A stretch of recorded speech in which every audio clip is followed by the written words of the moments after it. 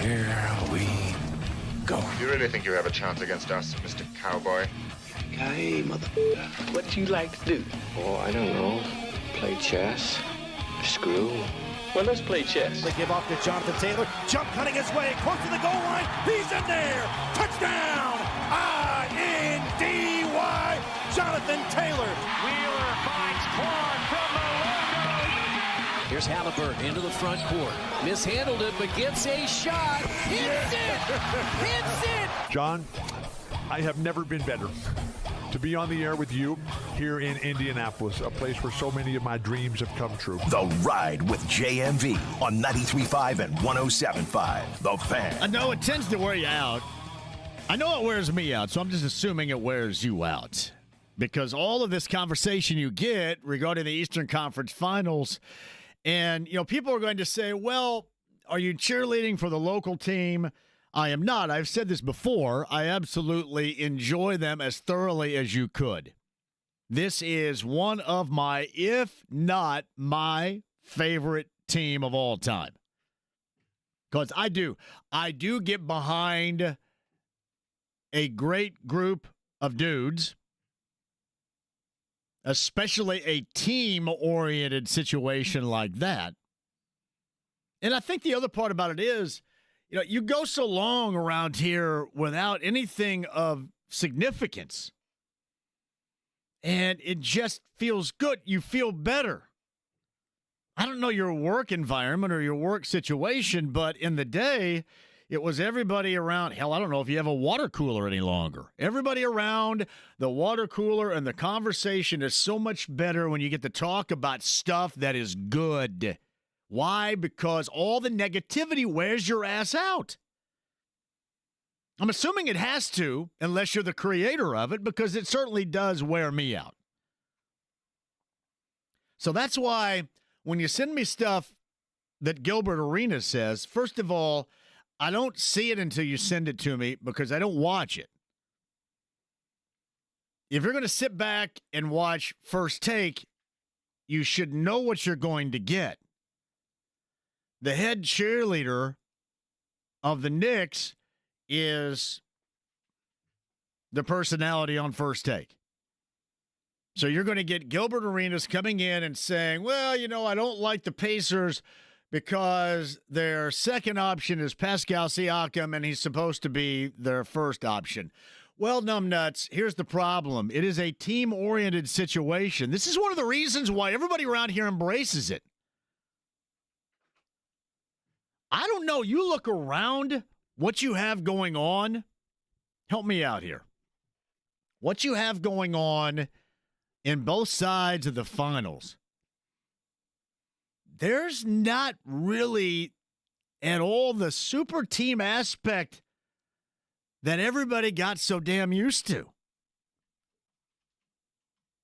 Like you have the Pacers, that's team. I mean, hell, the Knicks are team-oriented. They only play 7 guys most of the time. And really, you talk about the depth of the Pacers, you look no further than the depth of Oklahoma City. They come at you in waves. They have dudes that don't get clock that would someplace else. And then, obviously, Sam Presti has built in reinforcements to come in after that. Minnesota, Anthony Edwards, I would say, is a star, but, you know, are they dotted with star-studded mentality there with Julius Randle being, you know, really so far in the postseason? I would have to argue at least against Denver. I checked that, I'm sorry.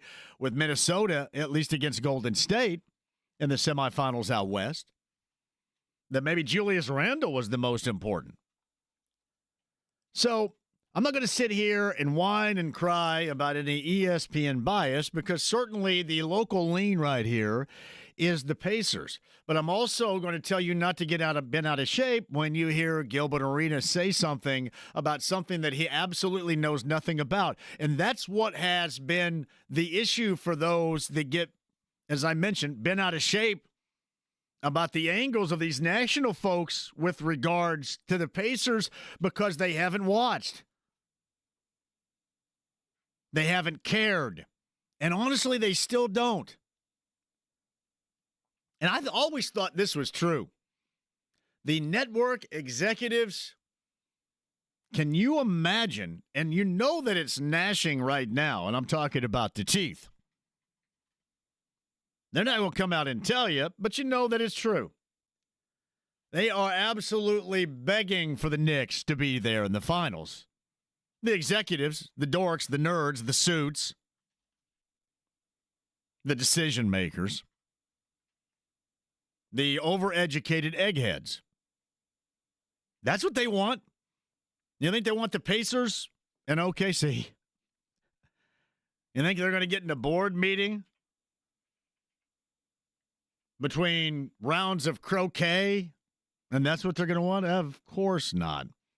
Honestly, they probably don't even want the Pacers in Minnesota. I would assume that they are begging for the Knicks. Now, some of you may have the opinion that is going to be an angle and there's going to be some bias. I'm not going to take that opinion. I happen to have a more deeply rooted belief in this Pacer team. But it's funny, when people around here will often tell you, hey, what you're doing is like cheerleading for the local team, you don't see any higher level of cheerleading than you do at ESPN for this Knicks squad. And what you get with the Pacers is a completely uneducated opinion. Almost every single time. And for those of you that sent me that clip with this morning on First Take, you know this to be true. I don't watch that blank, and I'm never going to watch that blank. And as I mentioned, you are dealing with somebody that just doesn't know, hasn't paid attention, has zero inclination to pay attention. So if you're upset about Gilbert Arenas, I wouldn't waste my time being upset about Gilbert Arenas. That's like being upset about Lou Williams or Chandler Parsons. Like that quote from Meatballs, it just doesn't matter.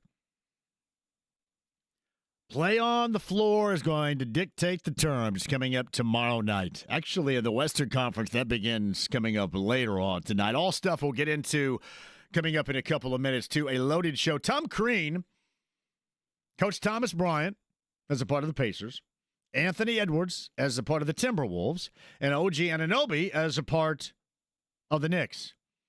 So we're going to talk a little hoop with Tom coming up here in the 5 o'clock hour, so be ready for that as well. Mark Jaynes, the voice of the greatest spectacle in racing, is going to be here coming up in the 4 o'clock hour as well. I don't know what's more exciting, the behind-the-scenes maneuvering going on around here, or what you're going to witness basically tomorrow through the rest of the weekend out with us.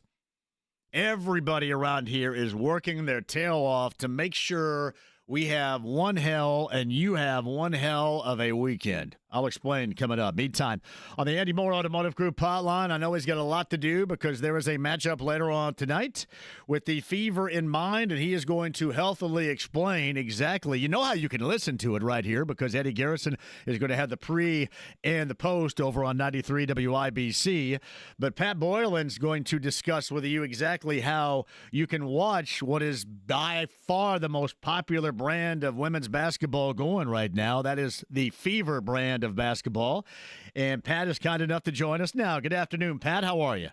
Hi, John. Doing well. Appreciate you having me. So I don't have to stand on one foot with an old school aluminum ding-dong wrapper on the end of some kind of cord to get you later on tonight, correct? It's easier than that? If that's your thing, you could. But no, appreciate you having me on here because we have, as an Indiana Fever fan, there are a lot of different channels to watch the Fever on, and a lot of that is because how many national networks want them, right? They were on ABC on Saturday, and they'll be on CBS next Saturday. And our local broadcast is one that, we're thrilled to have our partnership with WTHR. From WTHR's standpoint, they're going to partner with us for 18 games. They did last year as well for a similar number. On WTHR's end, they can only break away from their NBC duties so many times. So there are 6 of those 18 games that are going to air on their sister station, WALV. One of those is tonight. So This is a channel that a lot of people have that they don't realize they have. If you have a cable subscription, you probably got WALV. If you've got a digital antenna, that's a way to watch WALV free over the air. And then we've also launched a new product, which is new this year. If you're listening to this show over terrestrial radio, you are in the zone in which this product would work. It's called Fever Direct. And for $29.99, it gets you the entire local season of broadcast as well. So tonight we will be on NBA TV nationally, but locally your options are going to be on WALV, which if you've got a cable subscription, it's probably in there. And if you Google how to find WALV, our friends at WTHR have put together a great webpage on all the different channels that WALV does air on. Or if you use that old school antenna, it's there as well. And then Fever Direct is an option too. No, it's Pat Boylan right there, laying it down to you. I don't think on DirecTV I get my MeTV's normally like Hogan's Heroes and Andy Griffith, which is what MeTV is, but that's also the option that's given here locally through Channel 13, correct? Correct. So they are a sister station of Channel 13. I know they would love to air all 18 if they could, but they've got some restrictions as well. So it's we make it all work as well as we can. And fortunately, like I mentioned, 12 of those 18 are on WTHR, including Thursday's game. So the Fever will play Atlanta at home tonight, and then we'll head to Atlanta tomorrow for a game on Thursday. That game is on WTHR, and obviously, we're thrilled to be with them in such a terrific news station to be paired with, and everybody knows how to find WTHR, so I don't need to explain that to you. Well, it's Pat Boylan with us. He's the voice of the Fever on the Andy Moore Automotive Group hotline, also a part of the Pacer Radio Network. It almost worked out about as well as it could for you, at least on the surface, has it not, between the two? Oh, man, it was almost like we got control of that schedule or something. I mean, it's crazy because there's a game every single day except the 26th from tonight through the 31st. That's given the Pacers-Knicks series going long. If it goes 6 games, then either the Pacers or the Fever will be playing every single day from tonight until the 31st, save the day after the race, May 26th. So from my perspective, it's perfect because I don't have to – last year I had to miss the first 3 games of the conference finals because the Fever were out west. We were in Seattle. And so that's my first duty is to the Fever. This year, when I saw the schedule, plays much, much nicer. And if you're a basketball fan in this city, how could you ask for more? That's Pat Boylan is with us. We'll start with the Fever because that's forthcoming later on tonight, then get to the Pacers in a moment. Basketball-wise, and I really try to keep it to that because one of these days, hopefully I got my fingers crossed, it's all going to be about the basketball. It is not, once again, at the very early stages of this season, but with the basketball aspect in mind, how did you think the Fever played? It was a blowout. The defense had to be there. Stephanie White was not as happy about the defense, I think, as the final score and the allotment defensively would indicate. But there was a lot of good, I thought, coming out of that initial performance, was there not? Oh, there was a lot of great. I mean, it was tied for the second largest margin of victory in franchise history, and their largest since 2011. So by margin of victory, it was their best win in a long, long time. And you never know what this team is going to look. Any team is going to look like right out of the gates, but especially one that only kept 5 players from last year's team. A ton of turnover, a ton of talent, but we know well just because you put talent on the floor. I mean, look at the Phoenix Suns, for example. I mean, that doesn't necessarily guarantee you anything. And just because the Fever had this tremendous game number 1 doesn't mean that there aren't still some challenges to work through with this roster. But I thought from a Fever perspective, you saw everything you could want to see. Caitlin Clark, who's going to be, I think, in the MVP conversation this year, looked every bit the part of an MVP. Kelsey Mitchell was knocking down shots. And then the defensive end of the floor, which is what you touched on, which is Stephanie White. She came in here and has been talking defense from day number 1. Well, whenever you hold somebody under 60 points and under 30% from the field, that's a tremendously well-done job on that end of the floor. So the other thing was, the Fever won by 35 points, and they didn't shoot all that well from the free throw line, and they missed way more than their normal allotment at the rim, I thought. And so you had a night where you put up 93 points, and I think on any given night or on another night, that could have been a 100-point performance. So you'd have to really be nitpicking, I think, to find things that you didn't like out of the opener. Now, as a head coach, you have to be nitpicky, and you have to think that way, and you can't just sit there and say, okay, everything's great. We've accomplished everything we want to here on game number 1. And we'll get another feel for this here tonight where the Fever are. I would say a higher caliber of opponent, certainly. We'll take the floor here against Indiana tonight. And we'll get another good test of where the Fever are early in the season. But in terms of one game in and with it being on national TV and everybody waiting months for this, I don't think that you could have gotten any more than you could have asked for. He's the voice of the Fever, Pat Boylan, on the Andy Moore Automotive Group hotline. 2.7 million viewers in that opener. That is an incredible number right there, Pat. It's stunning. It topped their previous numbers from last year on ABC. And to put this into perspective, I saw a nugget earlier today that Sunday Night Baseball, which was Yankees-Mets, got 2.54 million this past Sunday, and that was their best rating in 7 years. Now, maybe fair to note that ABC versus ESPN is not the exact same because not everybody has ESPN, but just about everybody has ESPN.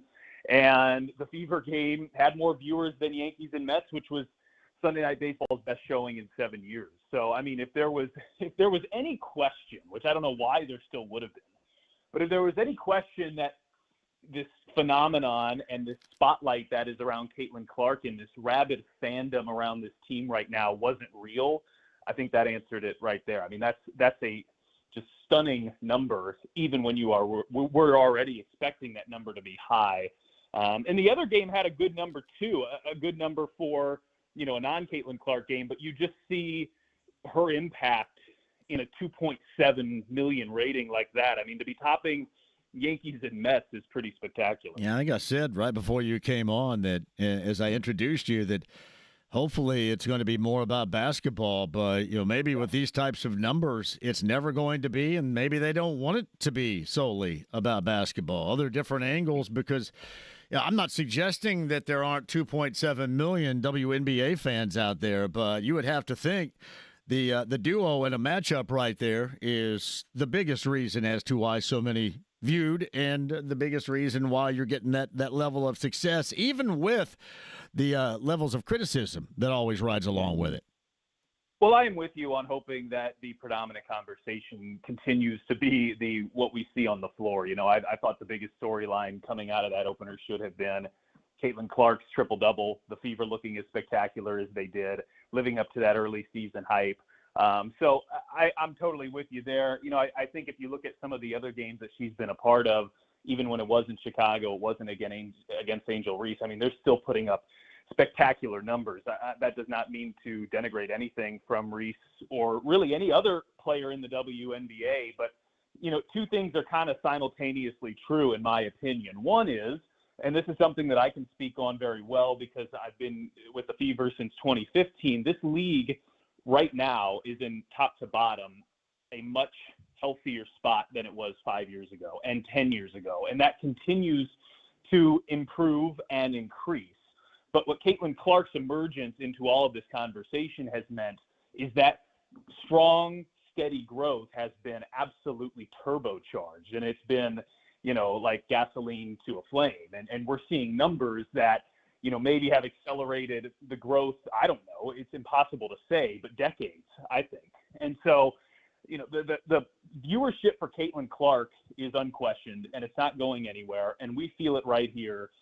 That arena on Saturday was just I need to get used to it at some point, but I'm still not used to it because it's so special. I mean, to have every single seat filled and like 15 minutes before the game. Yeah. And it felt like an NBA playoff game in there for an Indiana Fever regular season game. And just seeing all the activity on Georgia Street and on Delaware and on Pennsylvania before the game and how the team store line, it wraps around the building. I mean, it's just spectacular. And we're also fortunate that it's here and in Indy and that it's just getting started.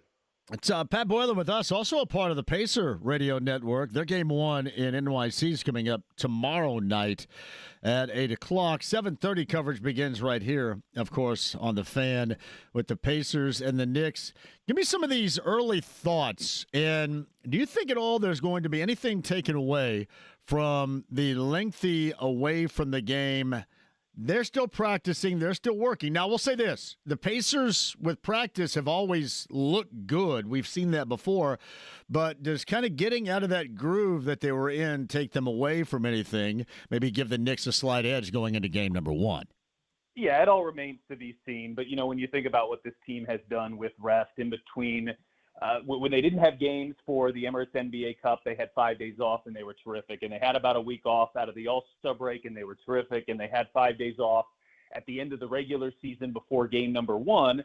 And that game number one of the playoffs is probably their second best overall showing of the playoffs to date. So every piece of evidence that you've had so far in this realm of a lot of rest has gone very, very well. So I would be surprised if they looked rusty. I mean, maybe, right out of the gates, there's knocking some of that off, but I just think there's a ton of evidence that says the Pacers are really good in these types of situations. And when you have a series that's going to go every other day here, it's a lot more condensed than the first two rounds. I think that's also advantage Indiana because you come in with your battery fully charged. Now, I think as we were talking last week, it would have been nice to get that Knicks-Celtics series to go 7. Even without it, New York's probably had enough time to get back to 100%, but you have to feel like just the general fatigue factor is advantage Indiana in the series with it going every other day too. So just the fact that the Pacers are the deeper team and 100% fully rested, and then this series is going to come at you quickly. I think all of that bodes really well, but that's not to say the Pacers have all these advantages that the Knicks don't, because the biggest advantage in a series is probably home court advantage, and that's what New York has. And New York did win those first 2 games last year, and when you do that, your back's really against the wall because you have to win 4 of the next 5. The Pacers did that, of course, win 4 of their next 5 in that series a year ago to go to the conference finals, but that's tough to do. As the visiting team, it's really tough to do to win 4 out of 5 against a good team, especially when you've only got 3 of those at home. So the first 2 games in a series are always massively important, but, for the Pacers' chances on moving to their first finals since 2000, which is just, it's an incredible sentence to be saying. If you think about where this team has been at times this year, these first 2 games are massive. If the Pacers can steal one in New York, I think they'll be in a great spot because they've been just terrific at home in the playoffs the last 2 years, really saved that Boston series. And quickly before I let you go, biggest individual matchup that you see, at least on paper, eyeball-wise, going into this series? Well, that's a good question. I tend to think, the most important one for the Pacers is Tyrese Halliburton versus whoever they're throwing at him, which will probably be, multiple bodies. I could see, I could see it being Bridges. I could see it being Anunoby, maybe some Josh Hart. I mean, he's probably going to see a lot. The Pacers win with their depth. They're good because they're deep. What they did against Cleveland was spectacular because of the quote-unquote wear-down effect. But at the end of the day, you look at this series and you have an all-star point guard in Jalen Brunson and you have an all-star point guard in Tyrese Halliburton, and you have probably the 2 clutchest players in the NBA in this playoffs and probably this season as a whole. So it's more than just who wins the point guard matchup, but I think it's massively important. And New York has some guys that they can throw at Halliburton that Milwaukee nor Cleveland had, but that doesn't necessarily mean that's a concern. I think it's just different styles of players, maybe not quite as much quickness in that New York backcourt, but some more physicality and strength, which, he'll be battling. But how he plays, as always, massively important to the Pacers. They don't need him to score 25, 30 points every single game to win, although when he does, they almost always do win. But his ability to get to his spots on the floor and set everybody else up is so important. So I still think in a series where you're looking down the line at so many key players, you still start at the top with Halliburton. You got it. Pat Boylan's the voice of the Fever, also a part of the Pacer Radio Network. Game 1 with the Pacers and the Knicks tomorrow night. 7:30 coverage begins on the Fan. That's at 8 o'clock tip time from Madison Square Garden. Me TV tonight for the Dream and the Fever. You can find that sister station of Channel 13. The Me TV channel, and Pat Boylan's got you covered. My brother, I appreciate you jumping on here as quickly as you can to make sure everybody's aware. Hey, thanks for having me. Thanks for carving out some time here today, and we'll talk to you again soon. Thanks, you got it. Pat Boylan on the Andy Moore Automotive Group hotline. Eddie Garrison's got you covered on 93 WIBC prior and then after, pre and post and in-game over on 93 WIBC. It's coming up later on tonight. Quick break. We'll come back. Road show tomorrow, District Tap on the north side. I'll tell you why. We've got some nice stuff, plus a guest list that you're going to dig as well. We've got a tavern tour stop on Thursday and Speedway. I'll explain. Carb Day on Friday. Don't go anywhere. The stream, the app, HD Radio, the AAA Membership Lounge via YouTube Live with Tom Crean and Mark Jaynes on the way. It's 93.5 and 107.5 The Fan.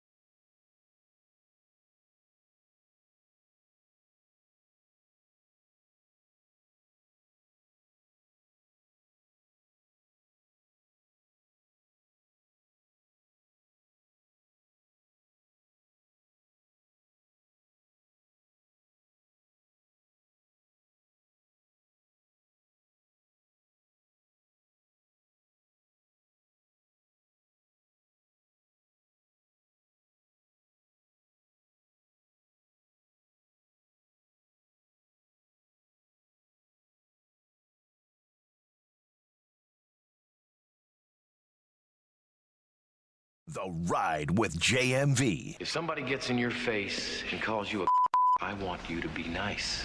93.5 and 107.5. The Fan.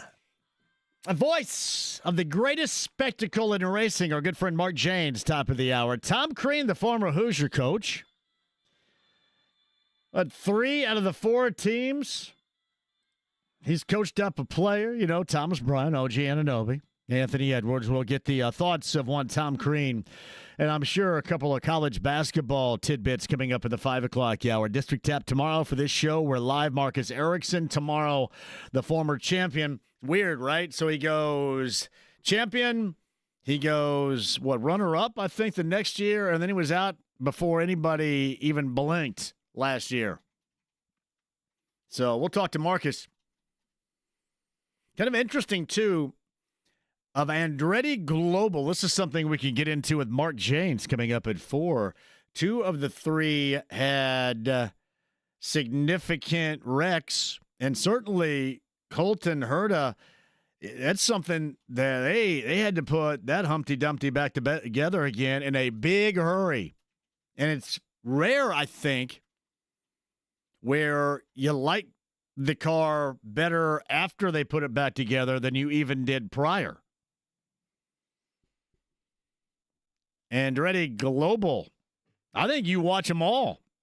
Certainly, we're going to talk to 3 of them, I believe, including Kyle Kirkwood. I think you watch all 3 coming up on Sunday. It's my thought. Fever, Dream later on tonight. Yeah, Me TV and Indy. The over-the-air channel, Jamie, thank you very much, 13.3. Now, my MeTV is coming from DirecTV. It's channel, I don't know what it is, 60-something. It will not be on there, but you'll be able to see it on 13.3 over the air. Skivvies writes this, I don't even watch ESPN. You see images and clips. Gilbert Arenas said Tyrese Halliburton has never had a playoff moment. Like I told you, he's in need of an education. A lot of these dudes are in need of education. They just don't have any interest to pay attention here. And that's not an "oh, woe is us" story about, well, it's Indiana and nobody cares. Oh, why? No, I don't care. It's good for us because you know where to go to listen to people that know, and you know where not to go to listen to clown acts that have zero clue, no clue. And is being led by the head cheerleader of the opposition. It is incredible. You imagine listening to Gilbert Arenas about the Pacers. He and Lou Williams can have their own show about, hey, this is what we don't know. I think it would be 2 hours. Well done. Yeah, 13.3, Jamie. Thank you very much for the Dream and the Fever coming up later on tonight. Pacers, Knicks, Game 1, Eastern Conference Finals. You're going to get plenty of breakdown from me on that. The Pacers have been really good on the road. I think the Knicks have been pretty good on the road. So who strikes the chord, I guess, at home? Starting with the Knicks in the first 2. I mentioned this in the closeout in Game 5 in Cleveland. I would love to see the Pacers serve a little bit of notice. They did in game number 5. They won 3 road games in Cleveland. And then that Game 5 had Cleveland loaded up with their normal players, so there was no crying and whining about how they don't have this. They don't have that. You got some time for the Knicks to rest up after Tom Thibodeau runs them into the ground. That's where it all starts, too. It starts with the Pacers. I'd asked Pat Boylan about the most crucial matchup in that series. It's not even so much a matchup. Now, Karl Anthony Towns, because he wasn't there a year ago, he concerns me more than anybody. Because you know what you're going to get with Brunson. You know what you're going to get with Hart. I even think he wasn't there a year ago, but you know what you're going to get with Bridges. Anunoby's good. He was dinged up a year ago, too. But Anthony Towns is the guy that, if that is the matchup with Ian Miles, that can do a lot of the same things. And last year we saw Hartenstein, which could not. So I think that's where I'll watch. But the most important thing is for them to dictate the tempo as always. This is going to be one of those situations like you did with the Cavaliers, like you did with the Bucks, where you absolutely run the opposition into the ground. And you're kind of fortunate because the Knicks head coach has already done a lot of that work. The groundwork has been laid by Tom Thibodeau. So what you have to do is go in there and just play as you normally play. And I think that's where this whole series starts and really could end. Competitive as hell is my expectation. All right, 239-1070 out west. OKC hosts Minnesota. That is game one of the West Finals coming up later on tonight. ESPN out west. And, of course, TNT for their last hurrah on TNT coming up for the Eastern Conference Finals. Jeff is at 239-1070. Jeff, welcome to the show. How are you?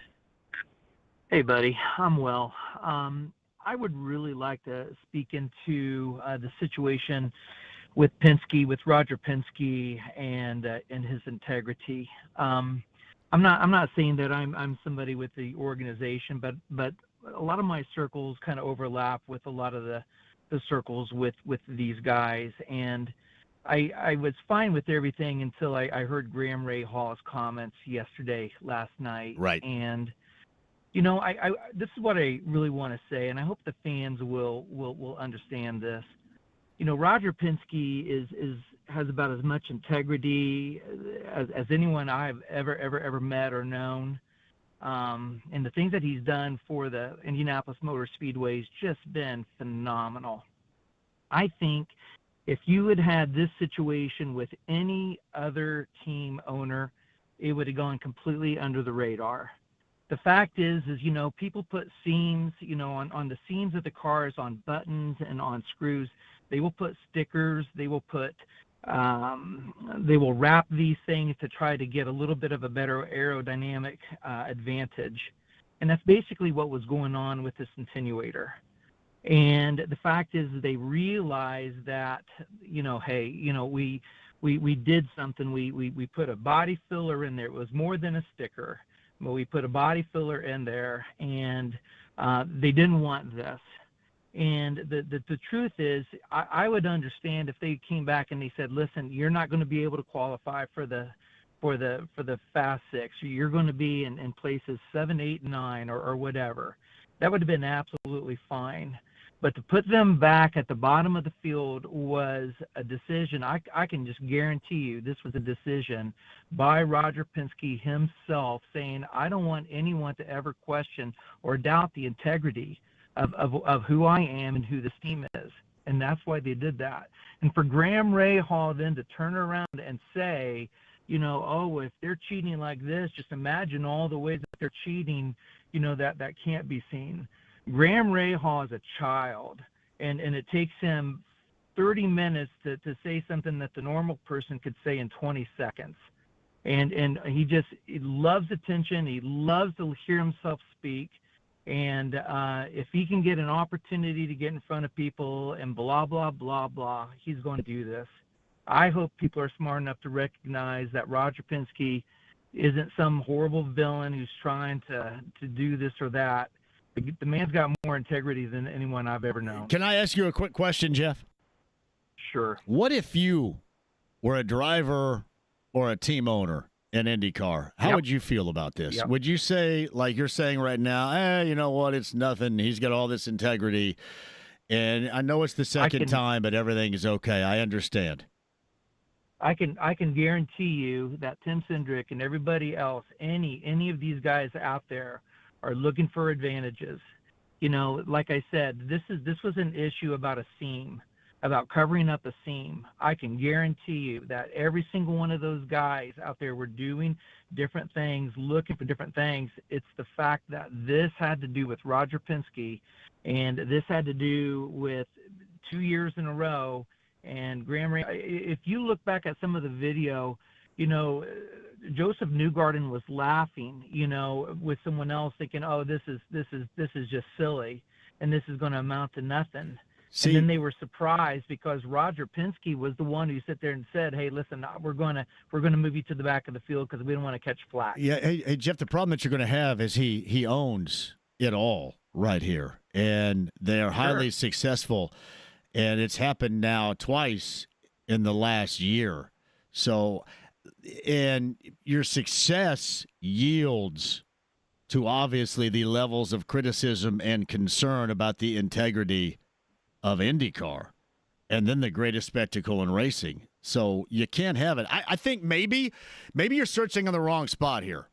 Jeff, maybe you should be looking at where is Roger Penske in terms of being able to keep a thumb over or running all of this. Why is this all of a sudden happening now in the last year? Is he overwhelmed? I'm not taking an age shot or anything, but if you can't trust those, I mean, they own the situation. If you can't trust those to make the right decision and keep it between the lines, then are you a little bit swamped or overwhelmed with all that is going on? And you're right about this. If it's a lot of these smaller teams, nobody's probably going to care, but it isn't. And that's the way this works, especially if you own it all, as he does. They call it Penske. They reference themselves as Penske perfect. Right. And there alone, you really put yourself on a higher level. You hold yourself to a higher standard. I agree. Let me say this, and I'll let you go. I think the issue is much more with Tim Cindric. I think if there's somebody who should be taking the fall, it should be Tim Cindric. Roger Penske is not going to sit there and meddle with that level. He's got much bigger things to keep an eye on. And I would be surprised if Tim Cindric actually survives this, to be honest with you. I think he'll probably last through the year, but I'll be shocked if he's around a year from now. You know what? Also, I gather that you just probably don't like Graham Rahal anyway, and I think that his strong opinion. No, I do. His strong opinions on anything, I think, kind of yield. It's much like when I referenced Penske perfect. I think the strong opinions of Graham Rahal kind of, and maybe even the lack of success in, complaining. He basically wears all of his emotions on his sleeve. I think that kind of has led you down this path, because I think you go around that paddock and you'll find, Jeff, a lot of these other drivers would want to say the same thing, but they won't do it in front of a camera and on a microphone as he would. I would disagree with you. His wife's awesome. His father-in-law is awesome. I've known Graham for a long time. Man, he likes to whine, and he wants the attention, and if he can't get the attention by his driving, he's going to get attention some other means. Jeff, I appreciate the call, though, man. We'll play off of that a little bit further. Okay, thank you. Jeff right there with his thoughts on yesterday. And Penske perfect. I mean, why do you think I go with JMV sucks? That's how high I hold my standard right there. Can you imagine if I went with it? JMV nearly perfect. Oops. But no, there are a lot of layers to this. But I think we hit on both sides of it, and more than accurately. Quick break, we'll come back. Mark Jaynes, top of the hour. Tom Crean after 5. We have 500 tickets to give away as well. 93.5, 107.5, The Fan.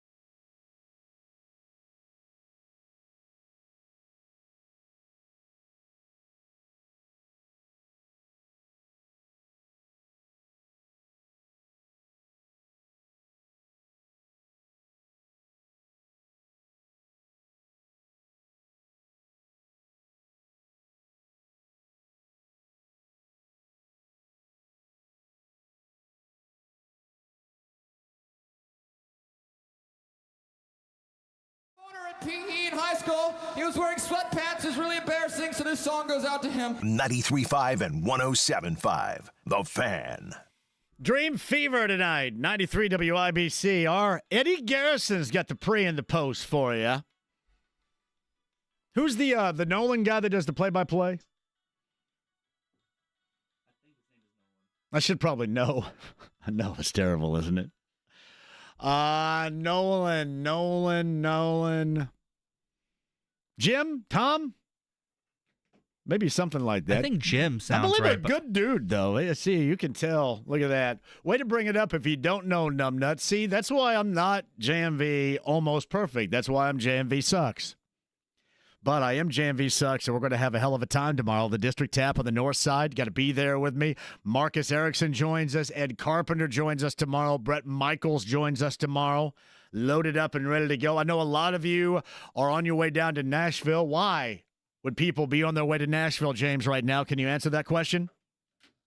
I cannot. AC/DC in concert in Nashville. I want to thank AC/DC. We love them so much for skipping Indianapolis.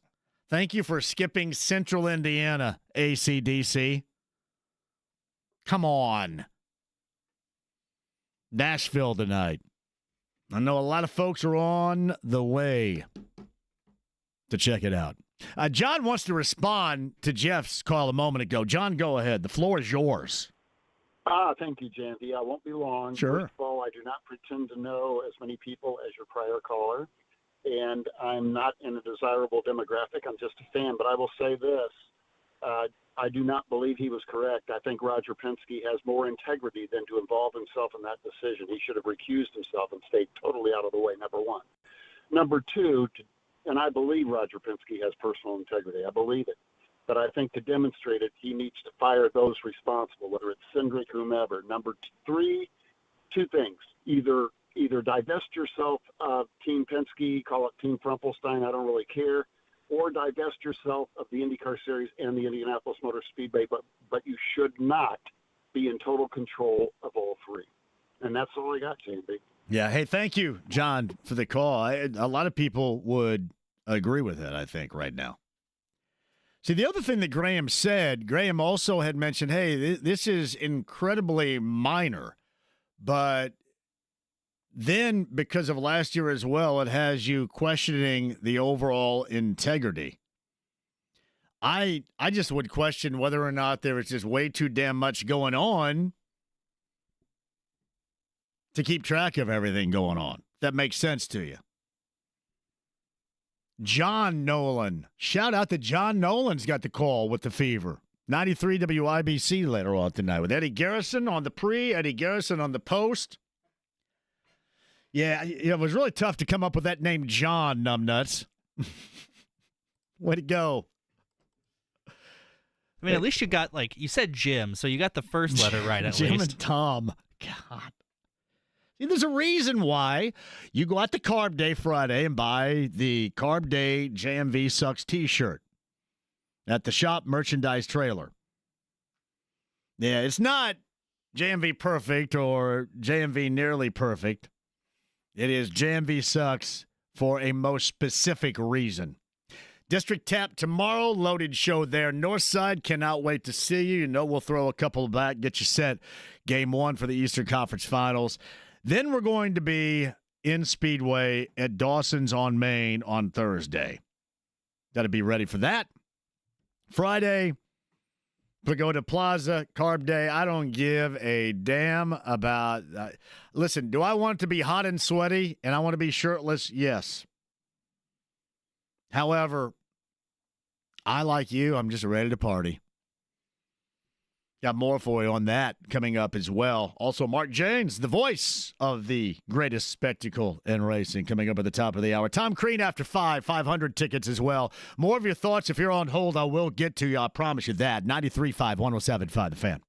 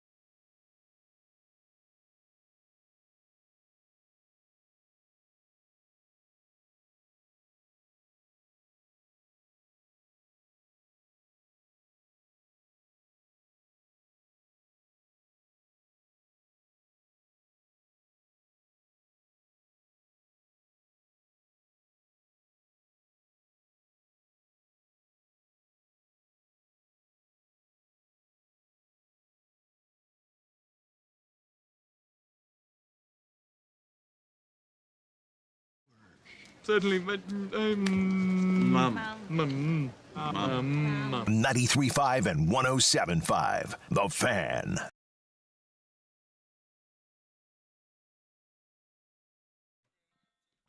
Don't tell me. Can we all agree on something here? One of the best characters in TV sitcom history, and I guess you would describe it as a supporting character. Norm on Cheers, 1982. And I don't know if there's an irony or a coincidence. I'm assuming it's just a coincidence. I believe the final episode of Cheers was on this date in 1993. Norm from Cheers, just one of the all-time greats, has passed away at the age of 77. A part of what was incredibly popular Da Bears skits on SNL. James, you want to add? You were right. On May 20th, 1993. Well, I thought that's incredible right there. You know, on this date in 1993, the final episode of Cheers aired on NBC. And Norm from Cheers, George Wendt, has passed away today at the age of 77. Didn't they have to put something in the beer to make it go down easier, to make the foam? I think it was kind of gross for him to drink, I think, if I remember correctly. Just a great character. So here it says it was a non-alcoholic beer. Yeah. And to get it to, like you said, they put to get a head salt. on it. Yeah, they put salt in it. Yeah, so he always said it tasted like crap. It was warm, flat, salty, non-alcoholic beer. Nice. One of the greatest episodes ever, and when they did the episodes that had Gary's Old Town Tavern as a part of it, remember they did practical jokes against one another? And the one with Wade Boggs, remember when they took Wade Boggs' pants? Wade Boggs. Yeah, you're Wade Boggs. It was like Gary's Old Town Tavern tricking the guys from Cheers into tricking themselves with Wade Boggs. Yeah. George Wendt, Norm on Cheers, most famous for that role. I think also played a role in the film Fletch as well. Has passed away at the age of 77. Tom Crean's going to join us coming up in the 5 o'clock hour. More of your thoughts on the way to District Tap Northside tomorrow. I'll explain further in a second, but on the Andy Moore Automotive Group hotline, the 109th running of the Indianapolis 500 is coming up on Sunday. And, of course, the anchor, the voice, is our good friend and the pride of Monrovia High School and the telecommunications courses out there. It's Mark Jaynes. Hello, Mark. It's been a long time since I've been home in the afternoon. I bet.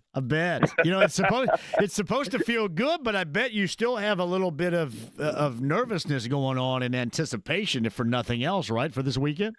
Well, I mean, we're in finals, and so I'm taking the opportunity to honestly, I'm trying to get the pre-race show together. I mean, it's about an hour and 45 minutes before we get to the command, and we've got a lot of elements to put together and driver interviews and things of that nature. I actually start kind of charting the course for that in late February, early March, but it's all coming together pretty well, and putting the plan together for Friday for Carb Day, and doing I call what I do everybody with everyone else and all the other requests I get. Those are interviews with you, my friend. It's a conversation.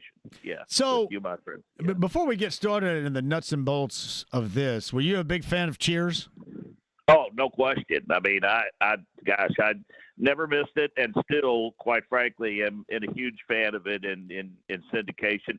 That and Frasier, I think, are two of the smartest comedies that ever aired. So where does George Wendt, Norm, rank as far as cast members, supporting cast members in this case, in your history? Well, it's interesting. Jake texted me last night and asked me about the four most significant or important characters in Seinfeld, be they, extras or the main characters or recurring characters. And I would say if you were going to do that for Cheers, I mean, you got to put him near the top. He was the most consistently funny member of Cheers, I think. And I think he was the centerpiece, and oftentimes he was the glue that brought it all together. Yeah, it's no doubt about that. George Wendt passes away today. Just phenomenal role as Norm on Cheers. It's Mark Jaynes, the voice of the greatest spectacle in racing, with us. How do you guys intend upon handling the whole Penske situation on Sunday? Well, I think we've handled it.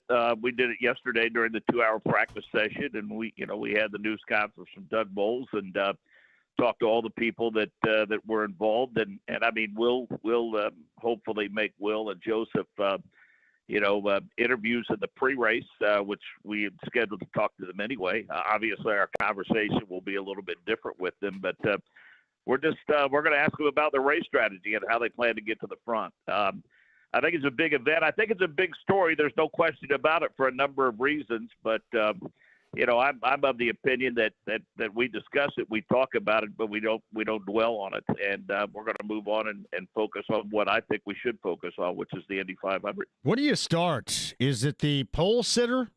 And is there concern that maybe fast car, fast driver in a pole run situation, but with 32 others out there, you kind of wonder? As the field leader on Sunday, is that kind of bouncing around in your head at all? Well, I mean, I've talked to Davey Hamilton, who made 11 Indianapolis 500 starts, and oftentimes if you're not familiar with the guy, you'll have a conversation with him and kind of talk about, hey, this is what we do at the start. I'm sure in the drivers' meeting there'll be plenty of conversations about it.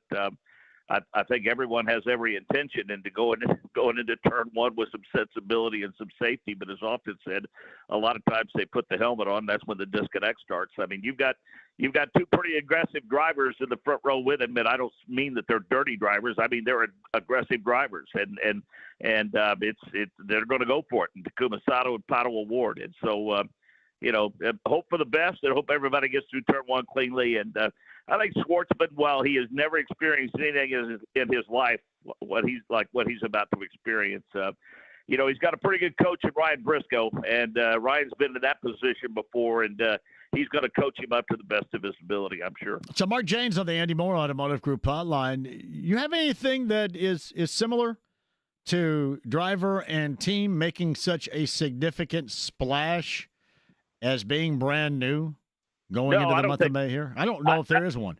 No, I don't think there's any question. And I think, what makes it equally impressive is how long it's been, since 1983, since a rookie earned the pole.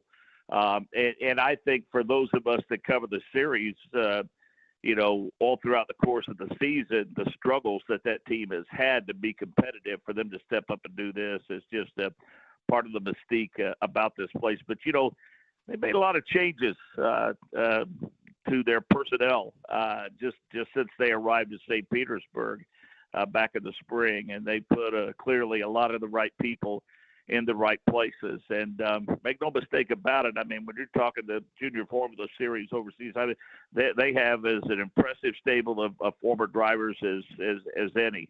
And this is a team that's used to winning. I mean, they made a big splash when they unveiled their liveries, and their hospitality area. The infield is impressive. Their garages and paddocks are impressive, and I mean they're the real deal, and they're here to be competitive. And I think they understand, with Pierce Phillips at the helm and having been around this series for a number of years, I think they understand that this is somewhat of an anomaly, but they hope to make this the rule rather than the exception very, very soon.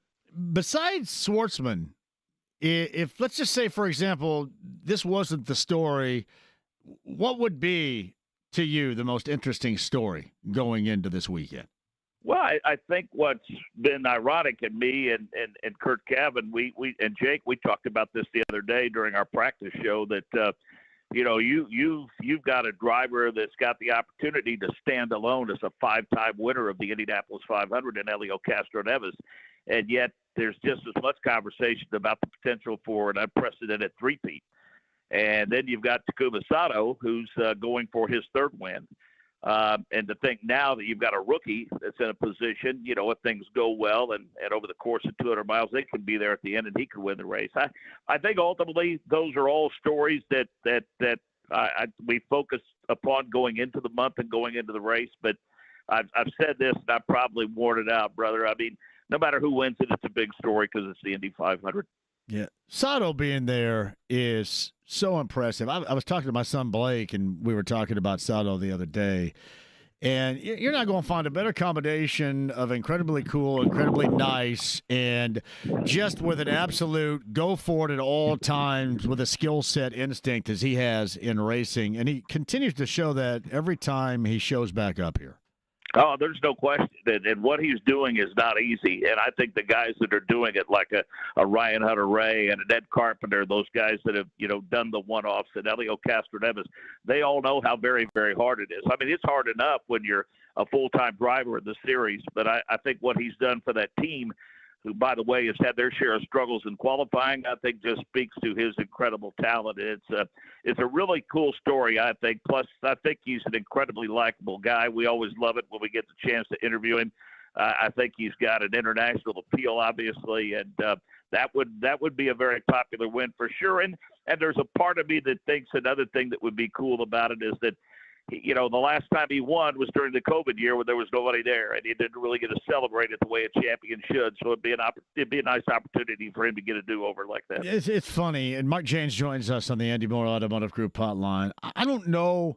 I was having this conversation with some of the stable teammates with Andretti Global a little bit earlier today. I don't know if you ever go into a race feeling that you are due, but somebody that I think that is due for a long, incredibly high-level run is with Meyer Shank. And you referenced Elio for good reason with his past accomplishments and in what he could end up doing coming up on Sunday.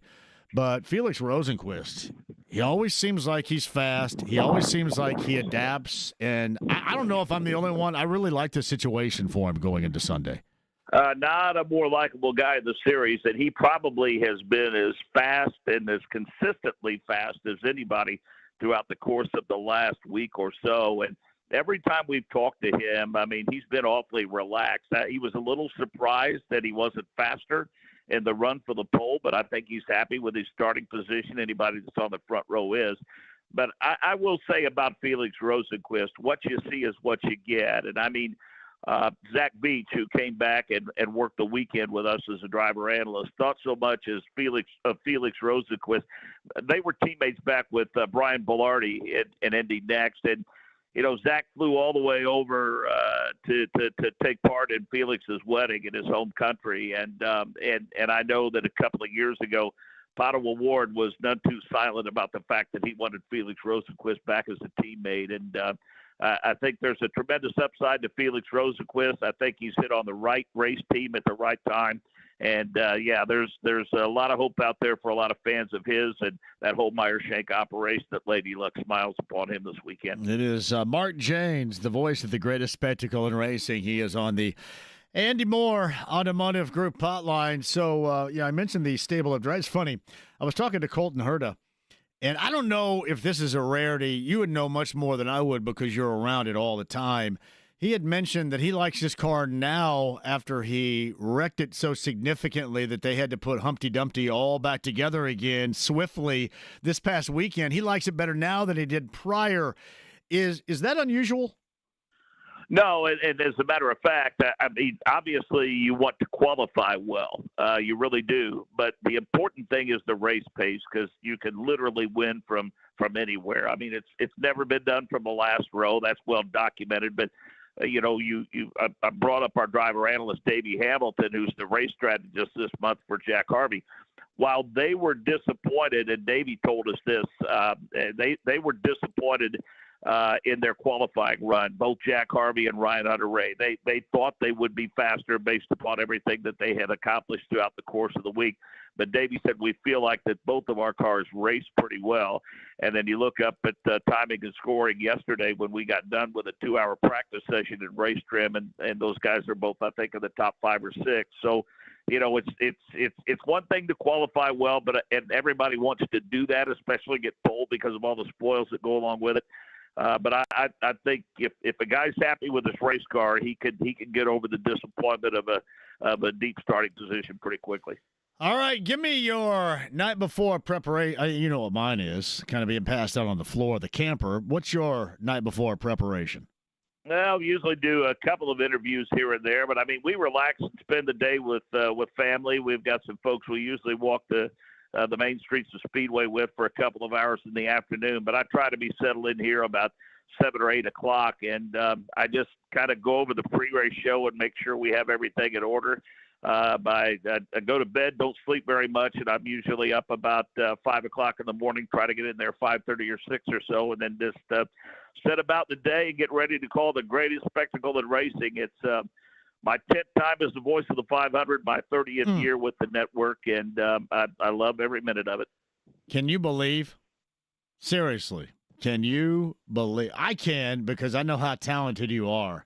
But I know these are pinch yourself types of moments for somebody like you that grew up in the shadows and enjoyed, all the great voices and certainly the aspect of radio in the past. It has to be incredible for you.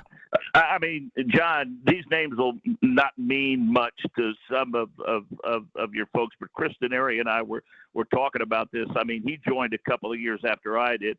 And when we joined, it was Bob Jenkins and Bob Lamey and Jerry Baker and Gary Lee and Howdy Bell. Yeah.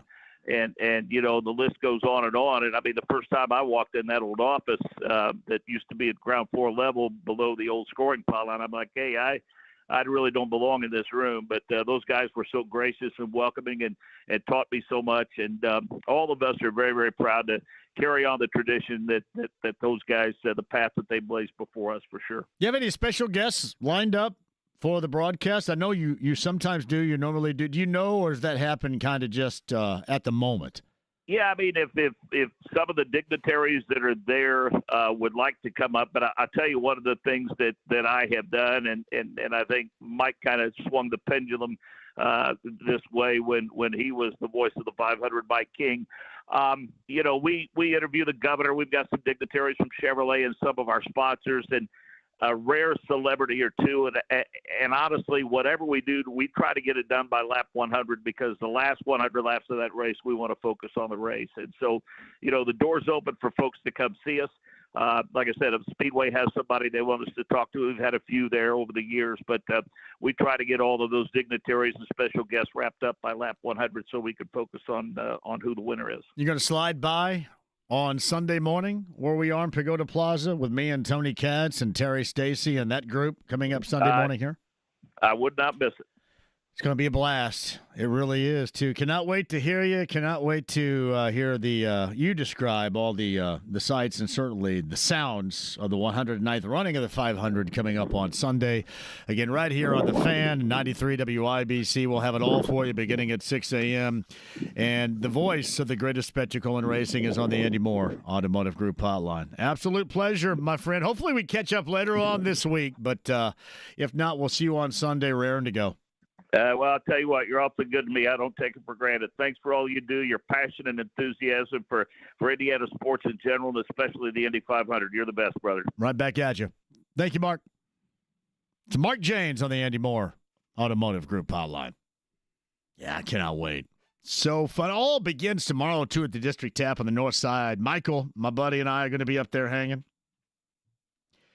Yeah, busy show. Brett Michaels before his Carb Day performance along with the All-American Rejects coming up on Friday. Brett's going to join the show tomorrow. Marcus Erickson on the show tomorrow. Ed Carpenter.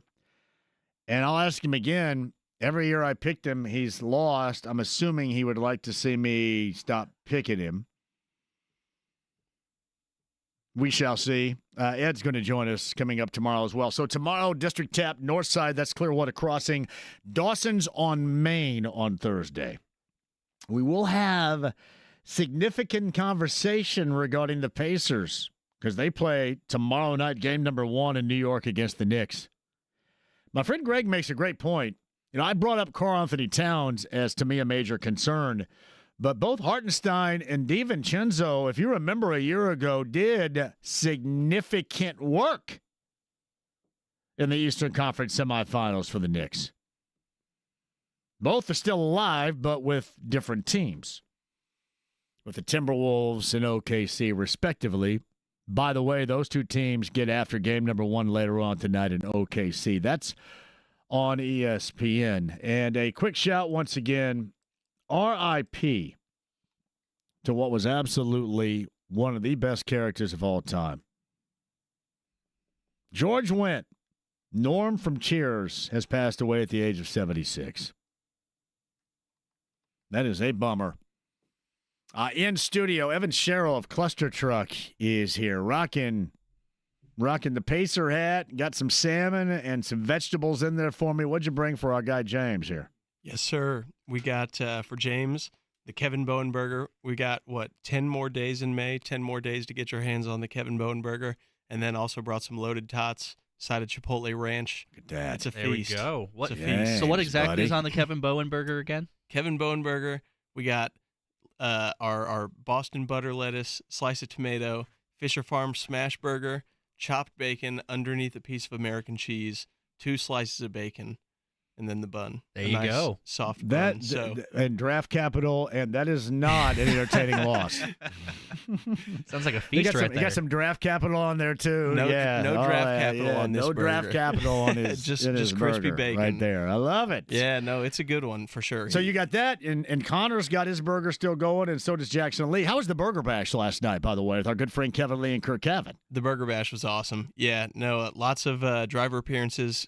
Kevin and Kurt, super gracious to us. They do a great job. Lots of Cluster Truck plugs, which music to my ears. So Yes. yeah, absolutely loved it. We had a lot of new customers come up. I think we did, somewhere north of 60 orders in the main section, the non-VIP section, and over half of them were new customers. So it's nice to just talk Cluster Truck to people that are from out of town and give them a picture of what we're all about. Well, and let's also explain to those, especially with the Pacers Eastern Conference Finals starting tomorrow, you don't want to jack around in the kitchen, do you? Absolutely not. No. How about utilize FAN, that's FAN, as the promo code. Get $5 off a $25 order or more. Dinner is served at home for you. Preach. Yeah. Use code FAN, 25 or $5 off, 25 or more, like JMV said. And it's great for, Eastern Conference Finals. Yes. It's great for watching the 500 at home. Get Cluster Truck delivered. What could be better? Great to have you. What are your plans later on this week and this weekend? My wife and I are going to Carb Day, thanks to the fan. Actually, we Nice. fast fingers on the morning show. So Did you? So, yeah. So no collusion, nothing like that. Fast fingers. I told Mark, hey, it's Right. Evan with Cluster Truck. Is this cool? He said, of course. So got some tickets to Carb Day. Mark so I'm was excited actually about here that. when he answered the phone. Yeah, Wow. oh, yeah, Vacation. Dykton's normally on vacation. So I'll have to get my JMV Sucks shirt, the Marlboro Red shirt. That's really cool. Oh, Love man. that design. Probably watch the fan morning show out there, and then Yeah. my wife wants to watch the Oscar Mayer Weenie 500 out there. So Is that where they get the Wienermobiles racing? yep. So we'll be watching that. They're not very aerodynamic. If there's something that needs some like Penske Bondo, it would be one of those things in a race right there. They're not very aerodynamic, are they? I don't think so, Yeah. but I would love to hear Mark James call that. That voice is amazing. Do we know who's doing the Wienermobile race call right there? I have no idea. No, I'm. Who's doing the wiener call? Does anybody know who's doing the wiener call? Somebody knows who's doing the wiener call out there. Just curious. Yeah, I'm not sure, but we'll be watching the race at my dad's house. They And all should thankfully- Don't you think they should all race to the stand-up urinal? I mean, yeah. They probably wouldn't like that though, would they? Because they actually are edible. But just a thought. Yeah, right edible there. wieners. Yep. I saw one on the road the other day. I'm assuming it probably started its venture. It looks like it's like you're at the wheel of a covered wagon or something. It probably takes that long to get here. That's probably right. Yeah. I mean, like you said, it can't be the most aerodynamic vehicle. So Hey, all right, clustertruck.com right now, correct? correct. Clustertruck.com. Download the app. Use code FAN at checkout. Wonderful. Thank you, brother. Thank you. Evan I Sherrill, appreciate you Cluster guys. Truck, clustertruck.com in studio. Andy, Alex, 239-1070. You guys can lead on the other side. Tom Crean, three of his players for three teams in these two conference finals. Of course, two in the East, one out West. We'll talk to Tom about that, the matchups, and more coming up in the 5 o'clock hour. District tap for this show tomorrow. I shall explain. I'll do so when we return. 239-1070, the stream, the app, HD Radio, AAA Membership Lounge via YouTube Live, 93.5 and 107.5 The Fan.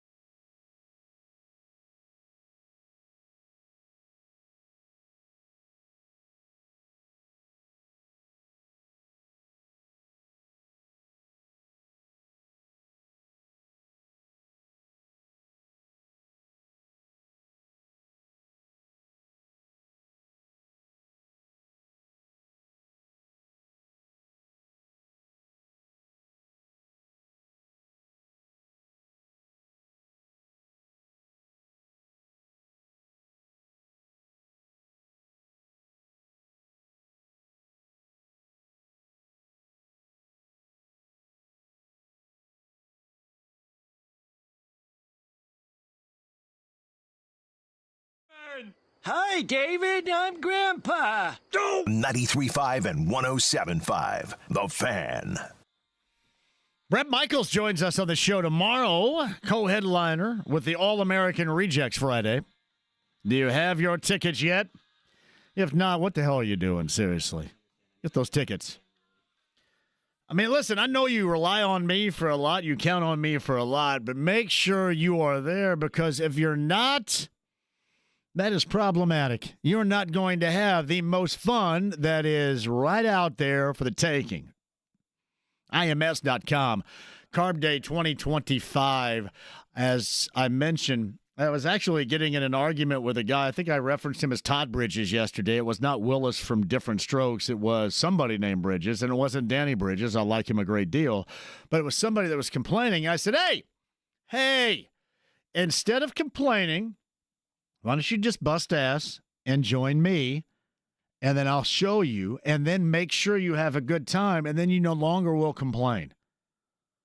Sometimes we just have to fun the complaining and negativity out of people around here, don't we? I think I owe it to you. I think I owe it to you to be a leader, not a follower.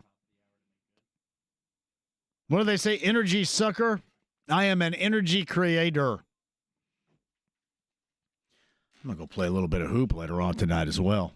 You want me to toss it to Jake? Is Jake ready? I can toss it to him right now. You sure? I can. We can. Want me to do it?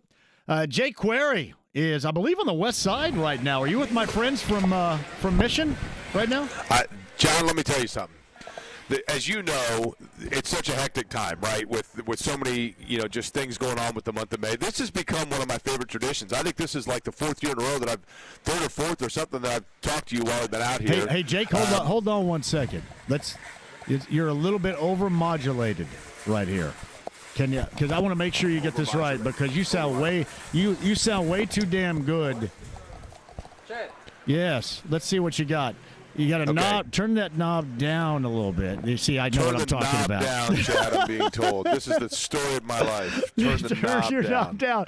Turn the knob down so you can talk to the knob on the other end right here. So how is this? That's beautiful right there. Look, hey, let me tell you this, Jake. Do I not know I could be broomsticks here. I could be an engineer. How good is that? You could. Yes. Listen, I could not. I mean, there's no question about that. I have no idea. But I do know this. Yeah. As I was telling you, this is one of my favorite traditions now is the Kroger in Speedway. So right off Crawfordsville Road. Right. Mission Foods comes out. And they're awesome. They've got tortilla chips that are shaped like race cars. They're giving away bags of them.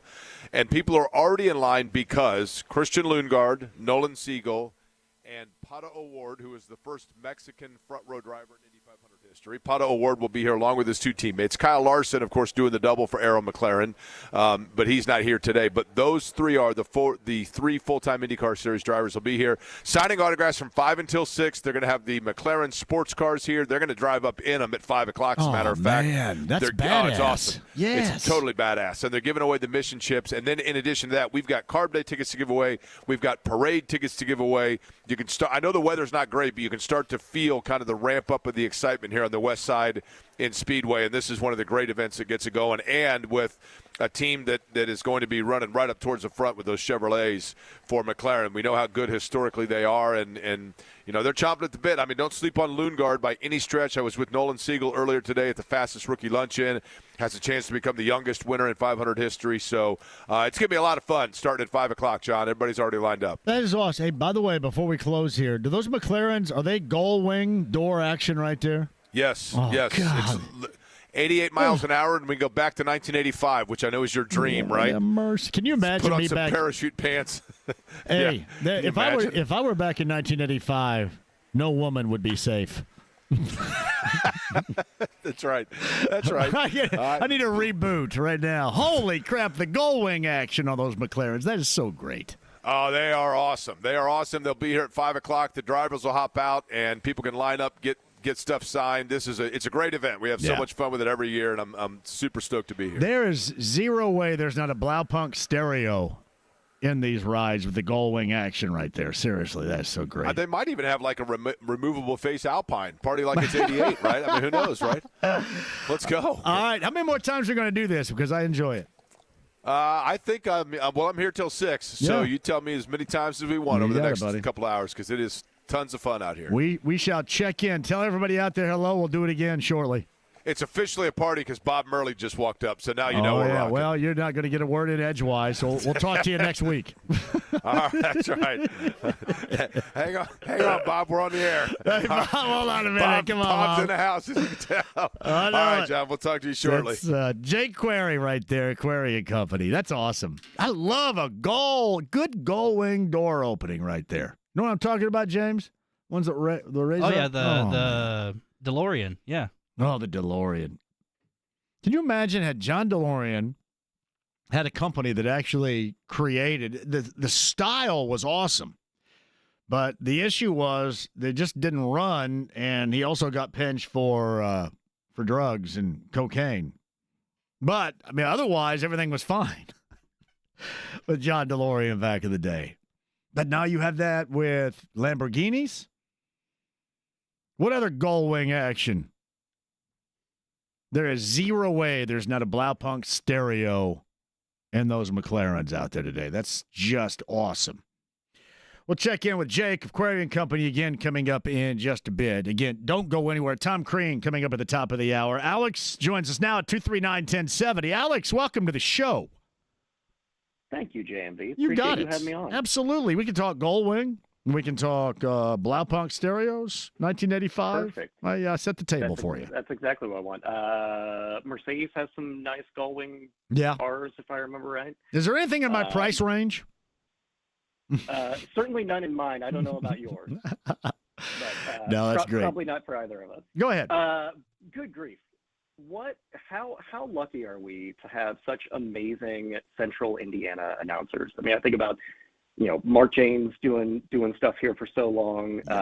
Kevin Lee with 100%. his stuff that he does. All the paper stuff that we get. Look at Grady. So Grady's got his footprint down here nationally now too, which we could not be more proud of. It's incredible stuff. It is. Love it. So good. Well, I jumped on initially to rage for a few minutes. Not rage, but chat for a few minutes about what a bummer it is that IndyCar has been killing it with ratings for the last year, and we've got our pinnacle event coming up, and then Penske kind of blows it with this. It's unfortunate. Obviously everyone's saying that, but it's disappointing that at the marquee event for IndyCar, this type of thing comes up. If it's any other event, I feel like people go, hey, it's too bad. Please don't do it again. Like Cindric maybe get demoted again or moved off, whatever again. But for the 500, what are you guys doing? Oh, I completely agree. Listen, I understand what everybody's talking about and what has been invested in Penske and all that, but yeah, this absolutely, no matter what level we're talking about, cannot occur, can't happen. Yeah. Well, and I missed it earlier if you heard it already, but I know that Marshall Pruitt had popped into the old IMS museum and saw that Newgarden's car was modified, and optics are just really unfortunate. It is 100%. Yeah. I really hope that out of the, I personally am a big Cindric fan. I'm a big IndyCar fan. So, I don't want anyone losing jobs or anything. I just, I want accountability. And I think most people do. Doug Boles' explanation I thought was adequate, but as a fan, it feels off. But I feel like as a team, to the teams, it felt adequate. But as a fan, it feels a little off. I don't know. What are your thoughts on team feel versus fan feel versus whatever? Well, this is something that I believe that the fans, well, unless somebody from Team Penske ends up winning, which they very much could do. I've always said I think that For me, I think Doug Bowles, the decision that was made to further punish, to kind of match the situation, was certainly necessary. And I would agree. I mean, we kind of are at the end right now, and it can never happen again. There's no way it can ever happen again. But I think like anything else, once we live in the moment, we'll tend to forget about those circumstances and move on. And I think this is another situation in which we will. It's just kind of a red-hot topic that's not going to go away until we're given other reasons to forget about it, if you understand what I mean. No, absolutely. That makes a ton of sense. That makes a ton of sense. Well, again, JMV, thank you so much for taking the call. Appreciate it. Have a great day. Alex, thank you very much. I know a lot of you. I know our friends Jeremiah and Melissa. I know that Jason and Christopher Hammer, James, went to Nashville to see AC/DC. Are you ready for this? Shoot. Tonight's AC/DC show at Nissan Stadium has been rescheduled to tomorrow. Oh, no. Tomorrow, May the 21st, due to inclement weather. All previously purchased tickets will be honored for the new date. Ticket purchasers will receive an email with more information. Oh, man. And was this at Nissan Stadium, the Titan Stadium? It's outdoors. Gotcha. So, Jason, Alan Hammer, and Christopher Hammer drove to Nashville today. And normally he's right across from us with Hammer and Nigel. It's Nigel and Boggs today. And he drives all the way.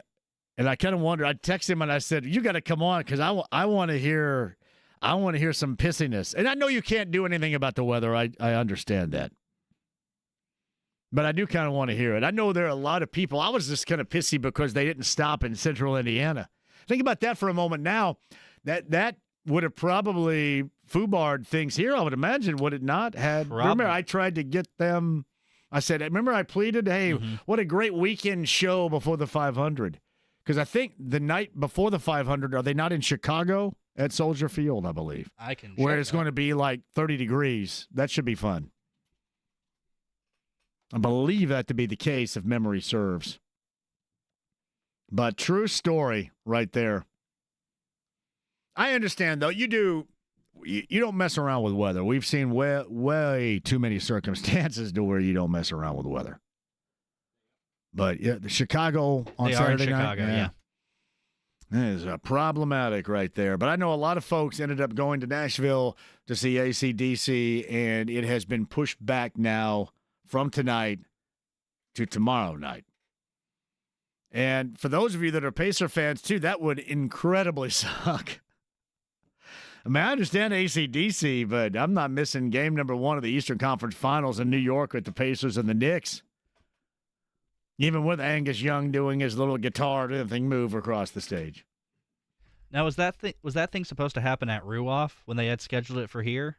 Or was that supposed to happen? What's that? The AC/DC tour before they had canceled. Do you know where it was supposed to be? No, it was never coming here. Oh, it would never. No, okay. no, I thought you said they had canceled. They completely flew right over and skipped everything. Okay. Corey writes this, I'm not condoning the infractions, but has anyone explained the advantage said infractions to the attenuator actually provide to the car? Yeah, and again, Corey, this is a slight edge.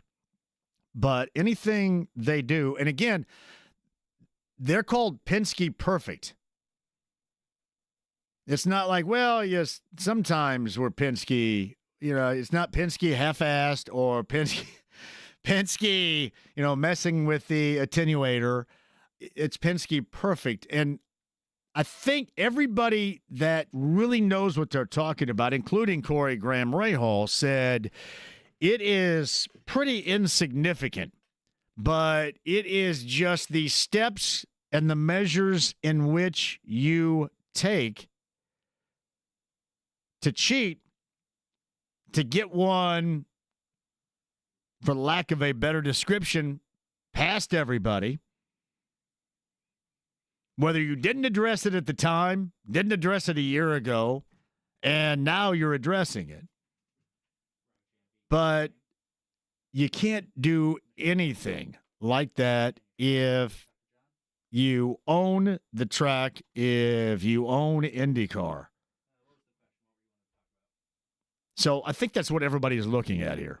It's not just because I think it's been explained. It doesn't do to, I mean, hell, it makes it sleeker. I mean, basically what you do, you're filing down the rough edges.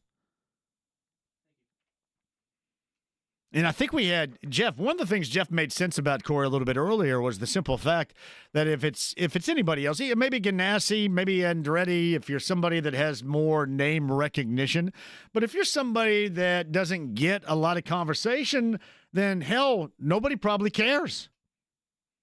I mean, if you're somebody that doesn't win all the time, or you're not a front runner, or you don't own the series, or you don't own the track, then maybe nobody cares. But I think most of the problem was that everybody in the paddock, everybody in the garage area, the owners, the drivers, all cared. And all shouted. And I think once you start jacking with the integrity, the more this became magnified. And also, you factor in this as we hit a break here. God, everybody loves to chime in, even non-race fans, non-fans of the 500. You want to chime in on what is a controversy.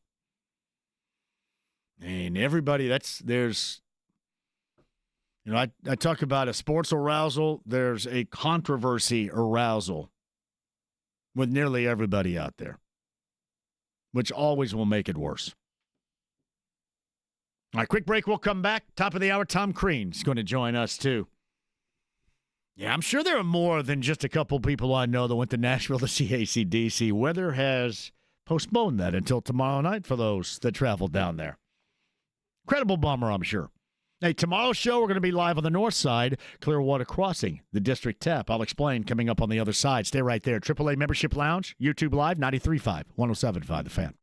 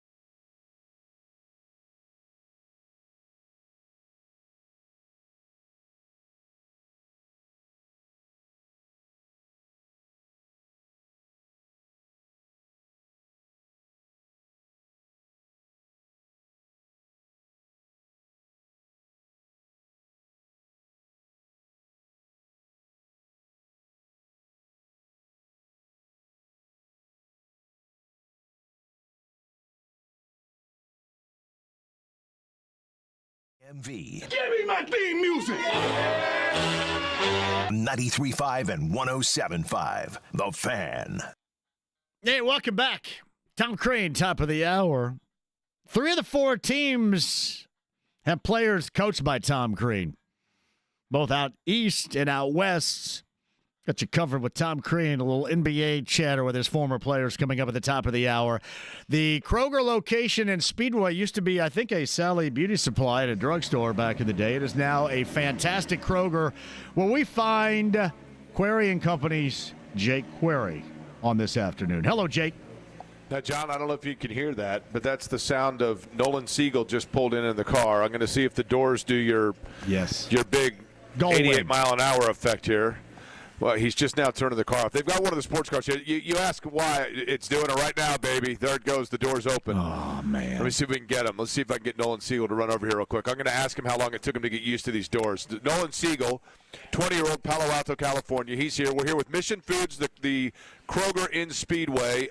This car that you just pulled up in, how long did it take you to get used to getting out of the doors that way? Oh, it was pretty quick. It was pretty quick and easy. It's actually not as complicated as it looks. I just have to explain to every passenger. Like, you can't even see the door handle. So the first time I got it took me a while to get in, but now I got the hang of it. Well, your teammates are showing up here. I'll let you get to work because you got an autograph session 5 until 6. Plenty of fans out here. Christian Lundgaard's going to be here. Pato O'Ward's going to be here. And you got to go get yourself some of the Mission snack chips. They're shaped like race cars. Man, I know. I've already eaten a bunch of those. Like, in my life, I've eaten my fair share of Mission chips, I'll tell you that. Well, I love it, man. Go get some more, all right? We appreciate it. Nolan Siegel's here. So we're here until 6 o'clock. The drivers like Nolan. Christian Lundgaard just pulled up as well. They're going to be here from 5 until 6 signing autographs is when that gets underway. And we have John here at the Crawfordsville Road Speedway Kroger. We have Carb Day tickets to give away. We have Parade tickets to give away. So there's a lot going on. I love being out here. The Arrow McLaren guys are here. The cars look good, and Pato O'Ward is on his way. So plenty of excitement, big crowd, and a festive atmosphere here at Speedway. That's Jake Query of Query and Company. We'll check in coming up in the 5 o'clock hour. The Kroger location, West Side Speedway. Go check that out today. I didn't think that that Nolan pulled up driving an 83 S10. But, yes, that is awesome, by the way. Little McLaren love going on out there. And Jake coming up after 5. Tom Crean also on the way. Stay right there. It's 93.5, 107.5, The Fan.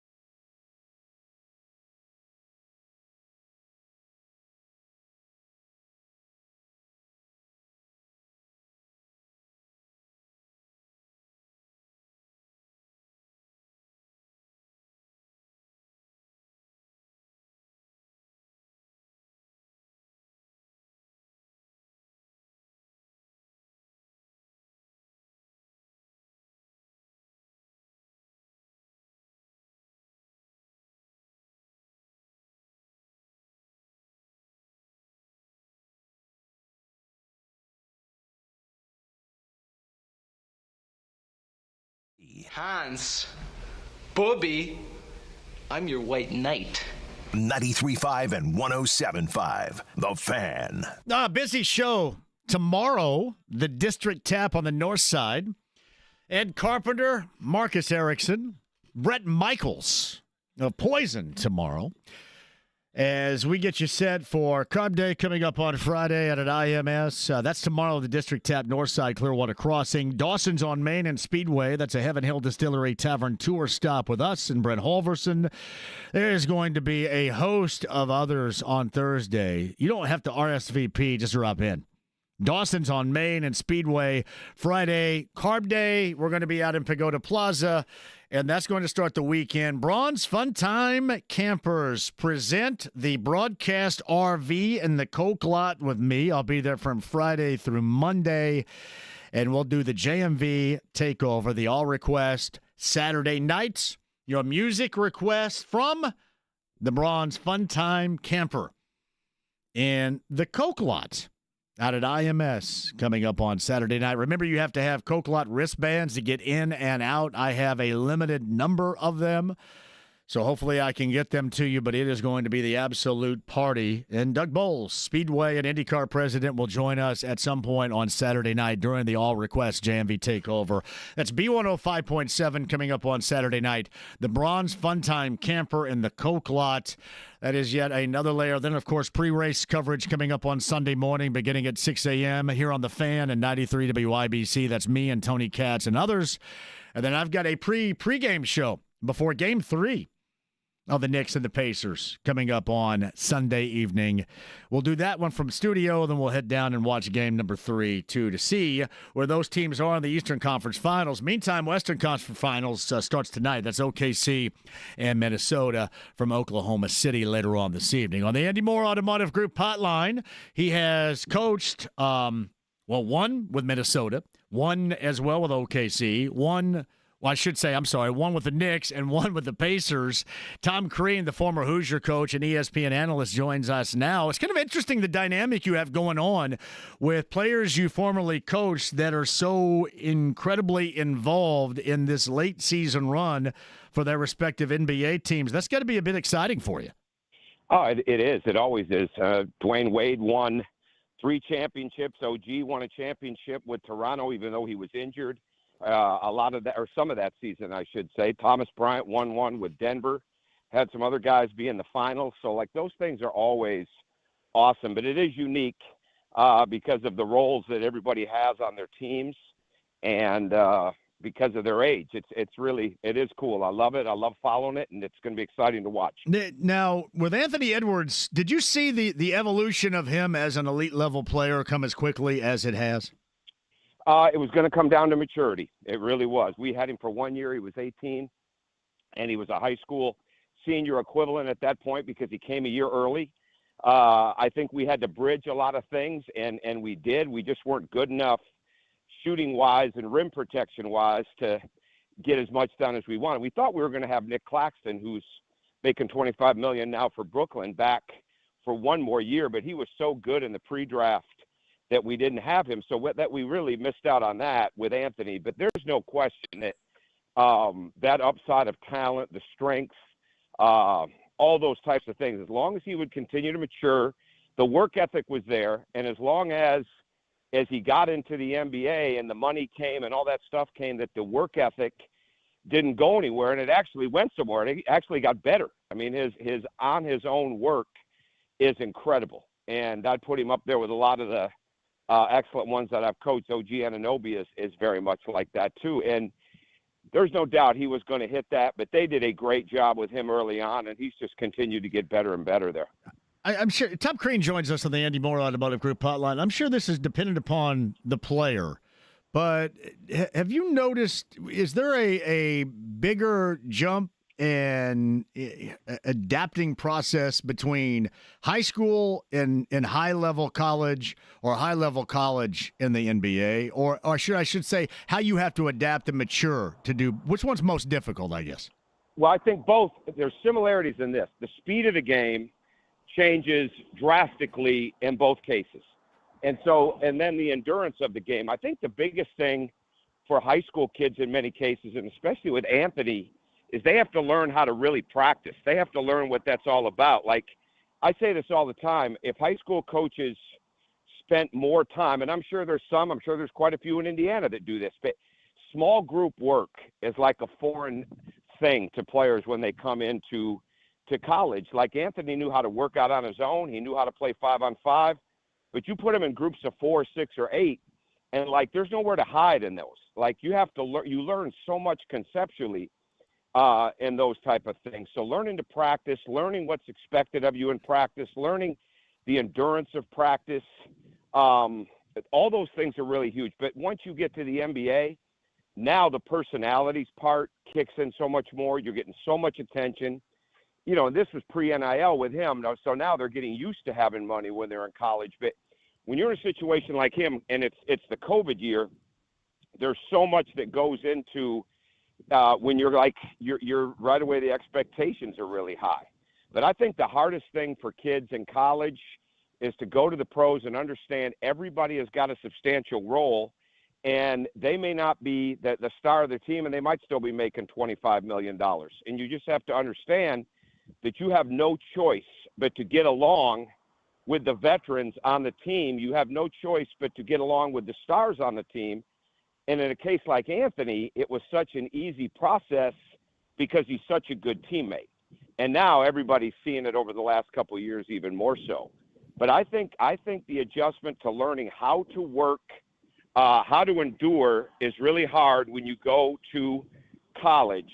But then the level of speed, physicality, the amount of time you have on your own, all those things change when you get to the NBA, and the quality of play and the possessions is just so high, and that takes a while for them to pick it up. He is Tom Crean, the ESPN analyst on the Andy Moore Automotive Group hotline. Timberwolves and Thunder tonight at 8:30 from OKC. Game 1 out west. Game 1 in the East. The Knicks at Madison Square Garden hosting the Pacers coming up tomorrow night at 8 o'clock. You can hear that right here starting at 7:30 on the Fan. You brought up OG Anunoby and his past success. Dealing with injury when you're young and trying to find your way and having this level of success, how much of a toll can that take if you don't have that right mindset, which clearly, Tom, he does?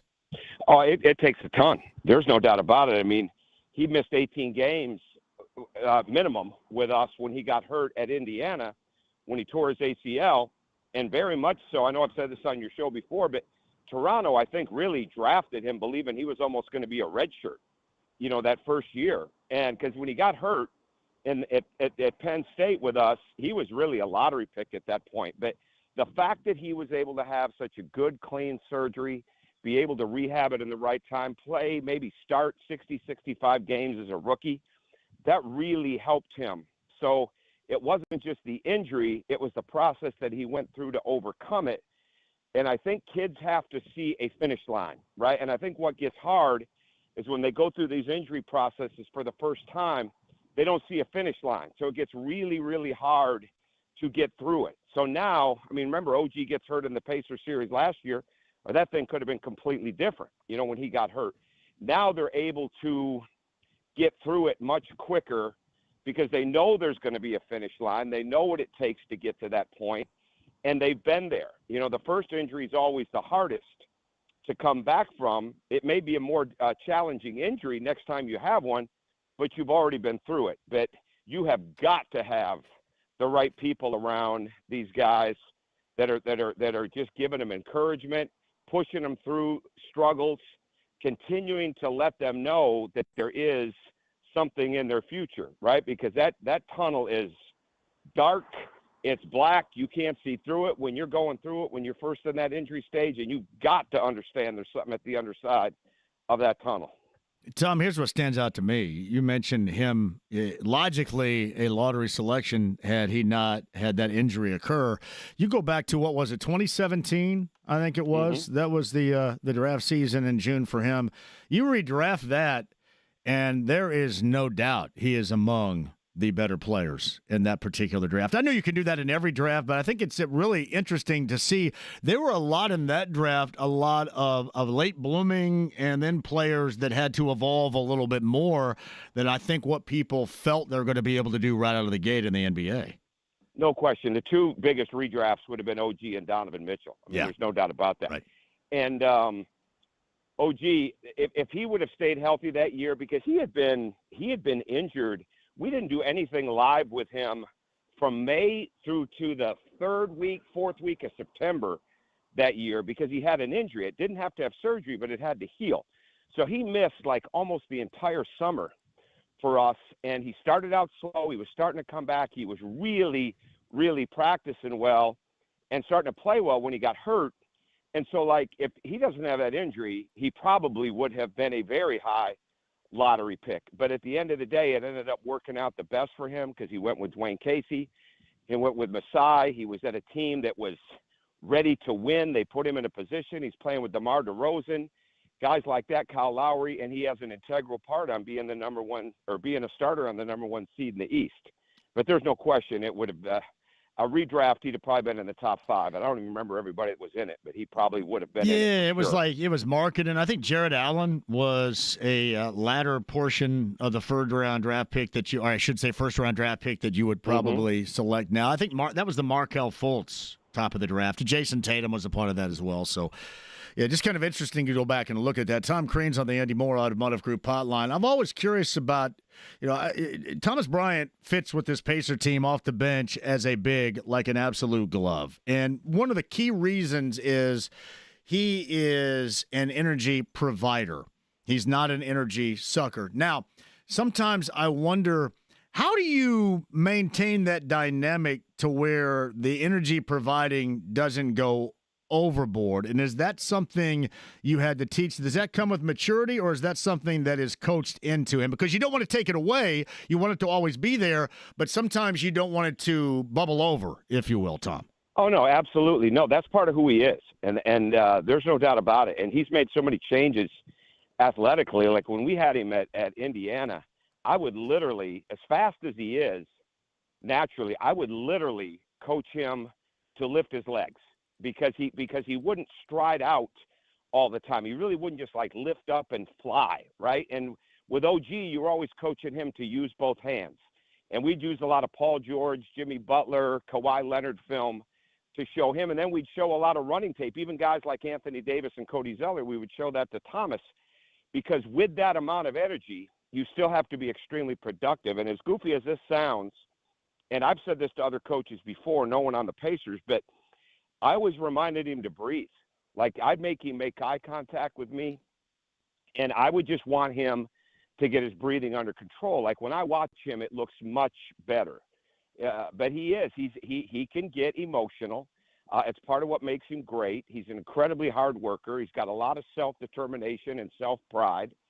He's been through a ton of things. He's had his ups and downs. But I sent him a text the other night. They were actually on the plane going to Game 5, and it was like, man, you're ready to go. I mean, it's like you're getting ready to have a really good game. Like you can just see it, right? And then all of a sudden he gets the minutes where he has that type of production, but that's got to be the norm for him, to play like he did in Game 5, because when he's playing that way, he changes the game. And I think he's going to be a huge factor in this series because I think the 5 spot is going to be a major factor in this series. I think how Miles Turner plays, I think Thomas being able to come in and play effective, I think the way Karl Anthony Towns and Mitchell Robinson play, how they defend one another, especially the way Turner can shoot the ball, who protects the rim best. I think Thomas is going to have a huge, he won't have mega minutes probably, but I think he's going to be a factor. Well, and the other thing, I talk about this all the time. This is what this Pacer team, and you watch it, has become. They're one of, if not the most physical team in the NBA, and not because they play the way the Knicks did in the 90s, because of their pace of play. And other teams just don't have the depth at times, and the Knicks go about 7 deep at best normally, sometimes 9, but normally 7. And you see guys getting worn out, and I think that's a form of physicality with the pace of play that the Pacers are so successful at putting on the court on both ends. No question. I think the Pacers, they've shown they can be really good in a short series. I think they can be good in a long series because especially as quick as these games come, because you just don't have enough time to get back. It's one of the reasons that Florida was able to win in the NCAAs, because in the SEC or in a short turnaround in the NCAAs, they just got more depth than you, and they just keep coming at you. And again, it's not next man up if the next man is not good enough. And in the case of the Pacers, they've got a really good bench, and that physicality, it's going to be one of the more physical series that people are going to remember, I think, when it's all said and done, because both teams are way tougher in that rim area and that paint area than most people give them credit for. And I think people have known the Knicks have some of that, especially when OG is playing the way he can play, and when Mitchell Robinson's in. Karl has got to be better in the physical game around the rim. But the people are seeing that from the Pacers. That pace of play creates fatigue, and it makes you do things that you don't want to normally do. And when they're clicking on that break in Indiana, they are hard to deal with. Yeah, and Tom Crean joins us. Sometimes it is about combinations. And we saw the combination for the Knicks a year ago work, although Julius Randle was injured, but DiVincenzo was really good in the postseason for the Knicks. Both those players are now in Minnesota. And Karl Anthony Towns, as you mentioned, is with the Knicks. And I'm curious regarding the start of the West Series tonight. Is Anthony Edwards, is this combination with Randle and DiVincenzo coming off the bench, is it a better combination than it would have been trying to play both Gobert and Karl Anthony Towns always at the same time? Probably because of one guy you mentioned, DiVincenzo. He's another guy that just changes the space on the floor. And when Anthony's had the trades, when they got Gobert, and then when they got Randle, it takes time because he needs space. He really does. I think that tournament, or that series, is going to be really about turnovers and live ball turnovers, points off turnovers. I mean, Oklahoma City the other day, I know Denver might have been a little gassed in that, but it was 37-7 in that game. They create steals. They had 16 steals in that game. I think they're going to put enormous pressure inside the three-point line area on the ball handling of Minnesota. And it's almost like the Knicks. If the Knicks get stagnant and it becomes a dribbling show and an ISO show, that plays right into the hands of Indiana. Well, it's the same thing for Minnesota. If they get to where they're being covered, that there's people coming to the ball, if it becomes a one pass and a shot, one pass and an ISO, that is not good for Minnesota. And I think for Anthony, they're going to come after him. There's no doubt about it. It's not going to be necessarily the defender that's on him. It's going to be the help that comes. And I think it's going to be the same thing for Randle. How they get off the ball, how they keep moving, how they utilize everybody else. Making threes for Minnesota is going to be key. But again, the biggest number to me is going to be the points off turnovers in each game. I wanted to get your thoughts, and Tom Crean's on the Andy Moore Automotive Group hotline, on the Pacers and Tyrese Halliburton, because certainly a ton has been made about his value, and obviously the Athletic article of him being the most overrated in the NBA. Why do people, Tom, fail to realize the importance of somebody like Halliburton? Because the Pacers don't have guys that more times than not go get it on their own. And he has to get these guys going off the pass. He's an elite level passer, a very willing passer. Why in the NBA is that so tough to realize? Because you're just always looking at somebody that back-to-back games can go for 40 instead of somebody that puts the ball in the hands where it's easy for his teammates to score on a team that is just that, having that team mentality. Why is that so tough to see or understand? Well, it's almost like I never understood that overrated. It's almost like people had other people vote. Right? Like, yeah. I mean, there's no way that players in the NBA could look at that, to me, right, and say he's the most overrated. Now, did he have a slow start to the season? Absolutely. He didn't seem to have a great summer, right? I don't think they practiced a whole lot when they were in the Olympics. He didn't get much time there. I think the most practices they had were probably in the pre-training when they were in Vegas. So if you didn't spend a lot of time on your own, like I know Anthony did this, like you had to spend time on your own working on your game. And I'm not saying Halliburton did or didn't. But Anthony was playing a lot and still working. Halliburton came into the season. They weren't nearly, to me, the communicative team they were or became defensively. They weren't nearly as physical. It was almost like Tyrese and others came back into the season trying to show what they could do individually more than what the team could do collectively. And I think, to me, I'm just giving you my observation. I don't know Tyrese like that. But my observation is they have become so much better. I think Thomas Bryant coming in helped them because it gives them another contagious energy guy. But there's no world where Tyrese Halliburton, to me, is considered an overrated player, because the one thing he does that most guards don't do, and you just said it, he can score, he can get to the rim, he can play in the break. He can absolutely set the pace of the game every time he has the ball. He's got innate skills, and the fact that he's got Nesmith and Nembhard next to him certainly helps. The fact that they can play 5 out the way that they do.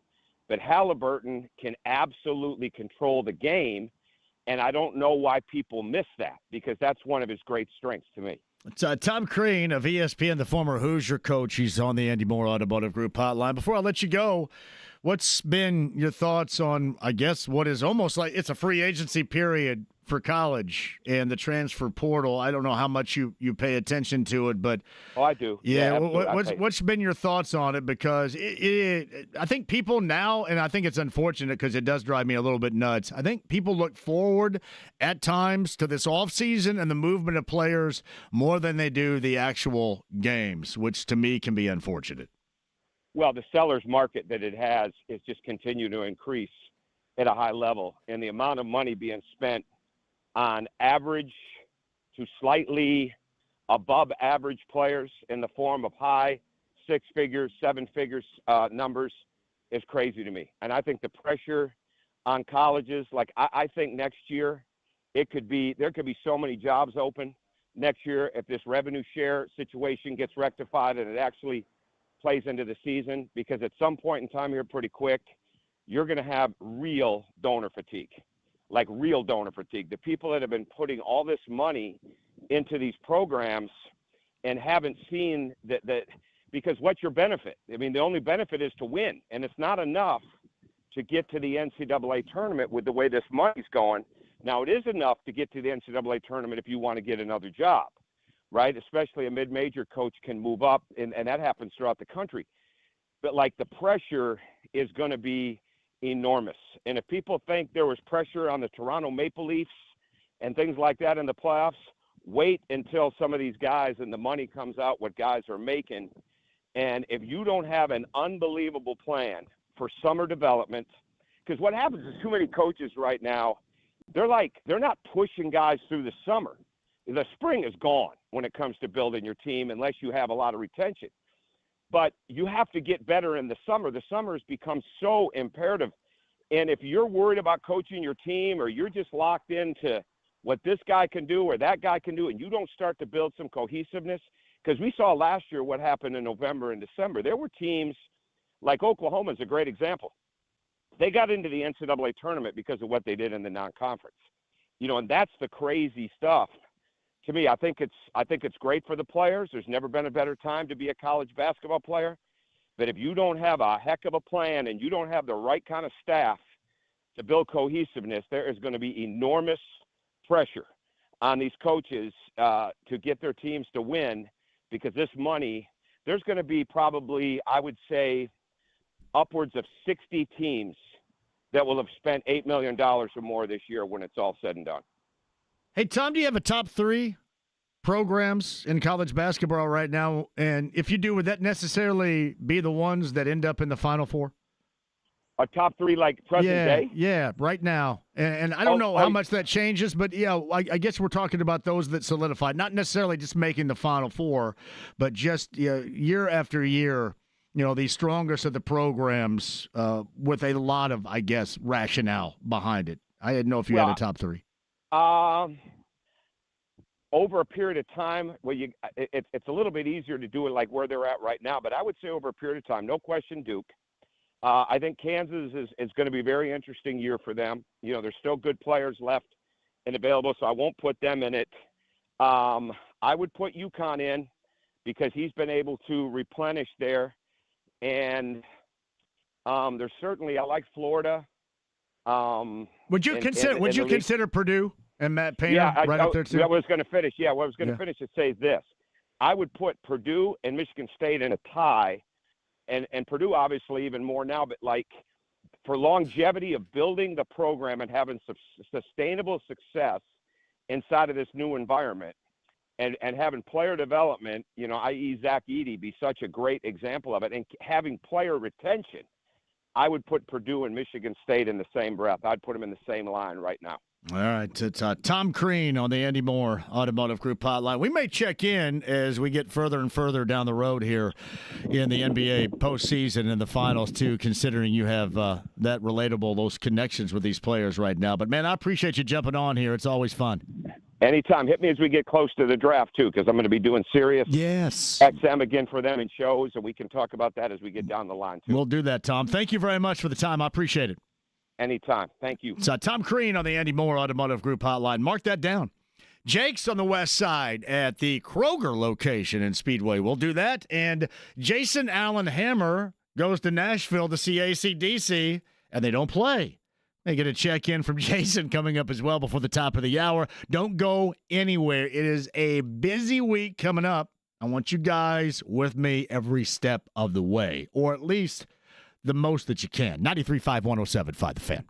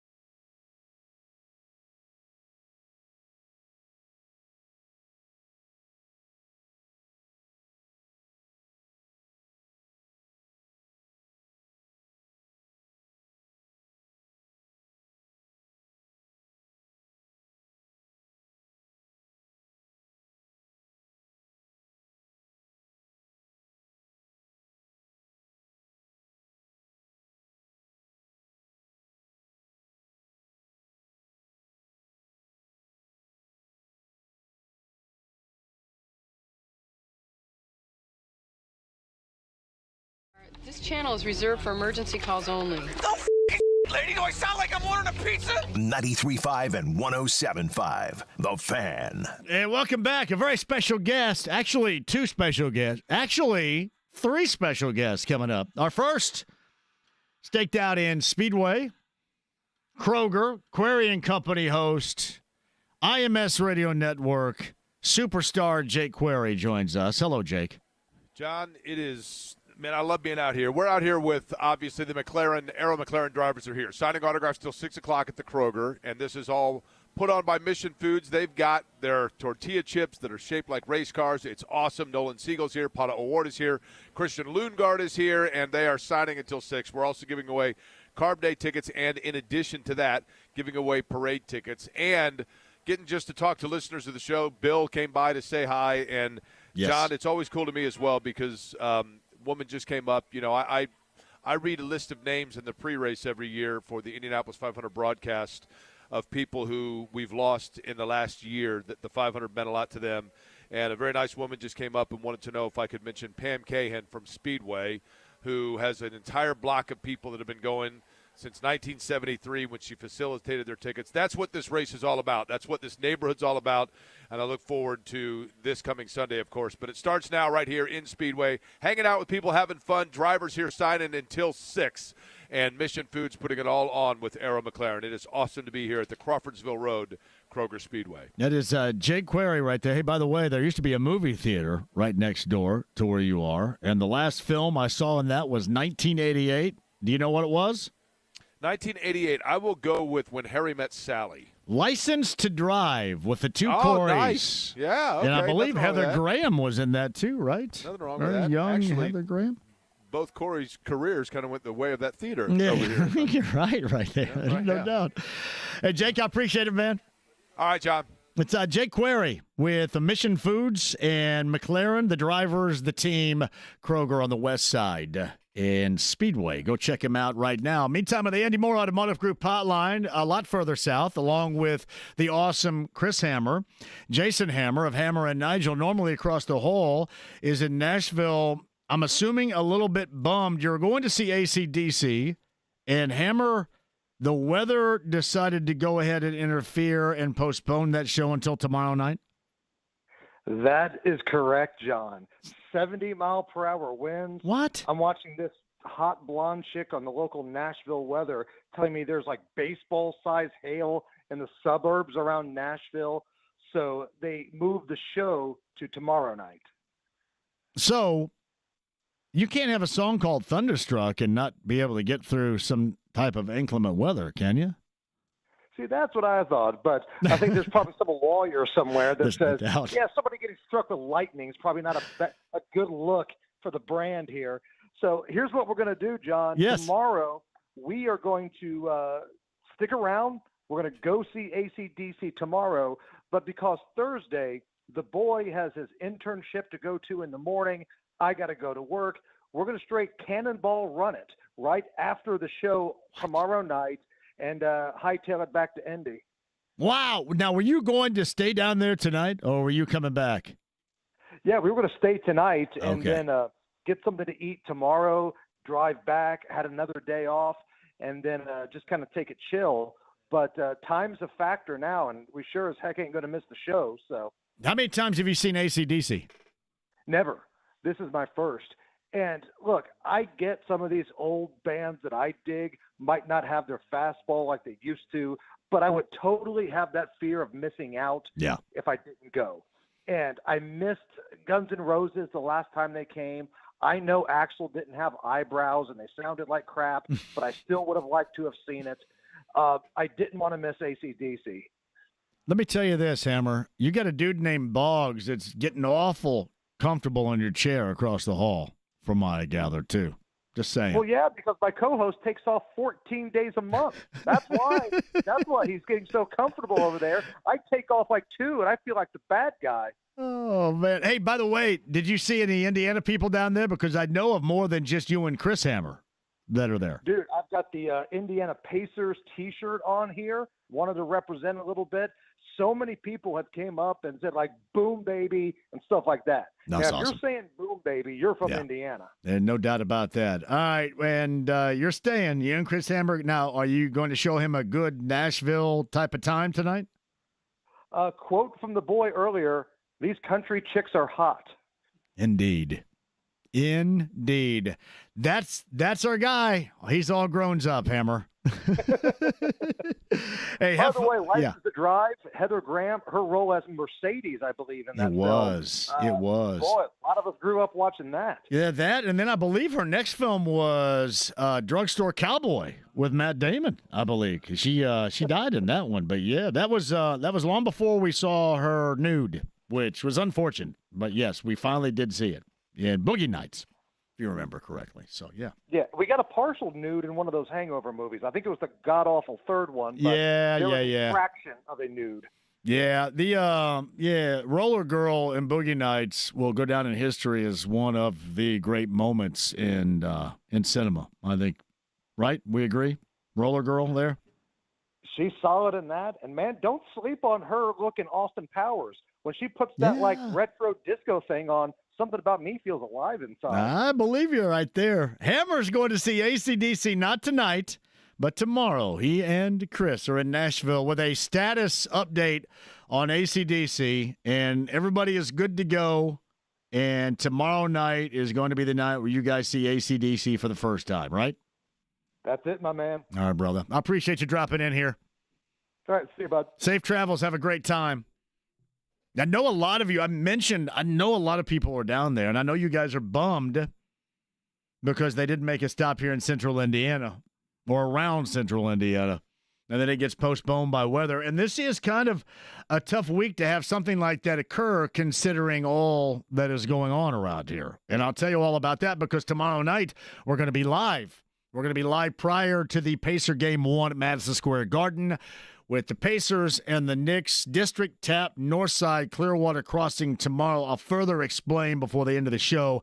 Anthony is at 239-1070 right now. Anthony, hello, how are you? JMV, my skinny brother from another mother. How are you? What is happening, Anthony? You know, just really excited about this series coming up, John. And I hope that, Chad mentioned it yesterday, the fans, we need to show up, man, and we need to show out. I'm talking going out to eat before the game in local establishments downtown, spreading some money out, helping the hardworking folks that do it during the normal times. But more importantly, let's get in there and get loud and not let any blue and orange, as you said, into the building. I think that's pretty dang important, man. Odie, I think that it's going to infiltrate the building, too, unfortunately. I do think you're going to see some. You always do anyway, and that will be a bummer. I'm going to say this. There is so much about these first two tomorrow night, then coming up again on Friday night, that is so important. But I do want to remind everybody that a year ago, they dropped those first two.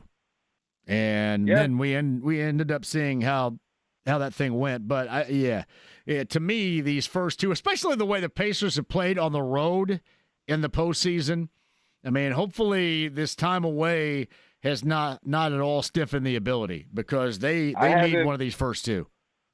I haven't been this excited since the 90s, maybe that 2000 team that actually went to the finals, to think we had a chance. I never was a Paul George believer or a Oladipo believer, I'll be honest. But this team is deep. This team is talented. This team has the right guys and the right mentality. They're a team that you can get behind and root for, and everybody in this city should be doing that, as far as I'm concerned. Odie's speaking the gospel right now, my brother. I appreciate it. We'll see you again soon. Thank you. Love you, buddy. You got it. Right back at you. Odie, thank you. Give me Billy, who we left on hold yesterday because we had to break. Actually, he had some thoughts yesterday he did not have time to share. We'll let him do so now. Hello, Bill. JMV, how you doing, my friend? Great, man. Go ahead. Things are fantastic. If in this series, I think the Pacers are really going to go after Brunson when he's on defense and try to get some fouls from him, because I can't see if he gets in foul trouble. Let's say he gets 2 in the first quarter, or he has 3 in the second. Thibodeau's going to have to sit him, and once he goes, the whole thing falls apart. So it's going to be interesting to see how they actually do that. If they have the ability to, when the big man goes for the Knicks goes out beyond the 3-point line and everything, is Miles going to switch and then Siakam guard him when he's at the 3-point line and keep Miles somewhat down closer to the basket? It's going to be interesting to see how Rick Carlisle comes up with a game plan for that. So I'm anxious to see that as well. Well, I would agree with that. They're going to throw a couple of bodies to try to wear Brunson out. There's no question about that on defense. And you got Neesmith and you have Nembhard, and we're just talking about it defensively because they're going to make him work on defense on the other end as well. So it'd be interesting to see a team that notoriously goes about 7 deep, how they're able to sustain with the Pacer pace, and that's going to be the highest level of importance for the Pacers to be able to dictate that. I agree with that exactly, but if Brunson gets in foul trouble, or let's say one of the other guys gets in foul trouble, and Thibodeau has to dig down into that bench, I don't see how the Knicks are going to be able to keep up with the Pacers in that regard. But I wanted to address something, and I don't know if it's been addressed, but it's about these Pacer fans that got somewhat harassed. I guess you could even call it assaulted and everything after the Knicks game in Madison Square Garden when they were leaving. I don't know if you've seen any of those viral videos. I did see that, yeah. But I just want to send out a memo to everybody. There are certain places where you don't wear an opposing team jersey. I remember hearing back when the old Raiders were in Oakland before they started moving around that an opposing team was they were playing at Oakland, and a fan from the opposing team had a jersey on and went to the restroom, and they knocked him out and urinated on him. So, I mean, you never know how a fan base is gonna go ahead and react. And as far as whether or not this WNBA review of our fans behaving during the game, I don't think that's going to come up with much. I really don't. I don't think that you can sit down there and yell out racial slurs and don't have somebody in your own section kind of, tell you to amp it down a little bit. So I don't think that's going to come up with anything else. But if you wear a jersey into another team's arena, I can only reference the movie The Warriors. And remember what happened to the gang when they ventured into the turf of the orphans? Yes. You got no turf, you got no permit, you got no parlay, anything like that. That's kind of a New York type of mentality. And once you get out of the arena where you've got a little bit more crowd control and everything, but once you get out onto the streets, you're fair game. So I would like not to think that, but no, I mean, truthfully speaking, that's just the way that it happens. And it's not there. You see it all the time in Southern California with the Dodgers and Giants game. You just see incredible. There are just way too many jackasses out there to deal with. That's what it comes down to. And when you come out of a game and you're on, you come outside of Madison Square Garden and everything, and you got liquored up opposing people. I mean, there's going to be some abuse if you're flashing your jersey at that time. I hate it's that way. We hate it that it's that way, though, don't we, Billy? Billy, am I going to see you tomorrow and Thursday and Friday? You're going to see me tomorrow and Thursday for sure. Gotcha, buddy. Can't wait to do so. Thanks, Billy. See you then. Hey, quick one, we'll come back. We have Jake one final time coming up here, too. Jake's on the west side, not right now, but coming up here on the other side, correct? At the Kroger in Speedway with the McLaren team, which is awesome. I saw Matthew out there with Jake as well. Fantastic afternoon going on in Speedway. We'll get to that coming up next. Close out the show. Don't go anywhere. AAA Membership Lounge via YouTube Live at 93.5 and 107.5 The Fan.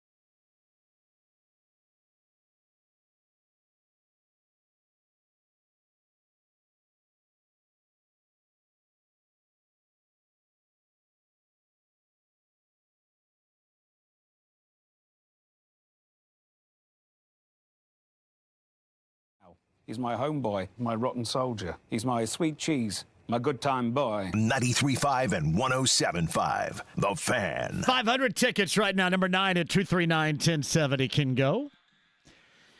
Tomorrow's show, we're going to be at the District Tap on the North Side, Clearwater Crossing. Marcus Erickson, Ed Carpenter, and Brett Michaels all on the show coming up tomorrow. My man Michael, the owner of the District Tap locations downtown and where we're going to be tomorrow on the north side, is going to be hanging. Cannot wait to see you all there. That is going to start our race weekend of fun tomorrow, the District Tap on the north side. Again, number 9 for those 500 tickets. This reminder, 93 WIBC, Eddie Garrison pre and post.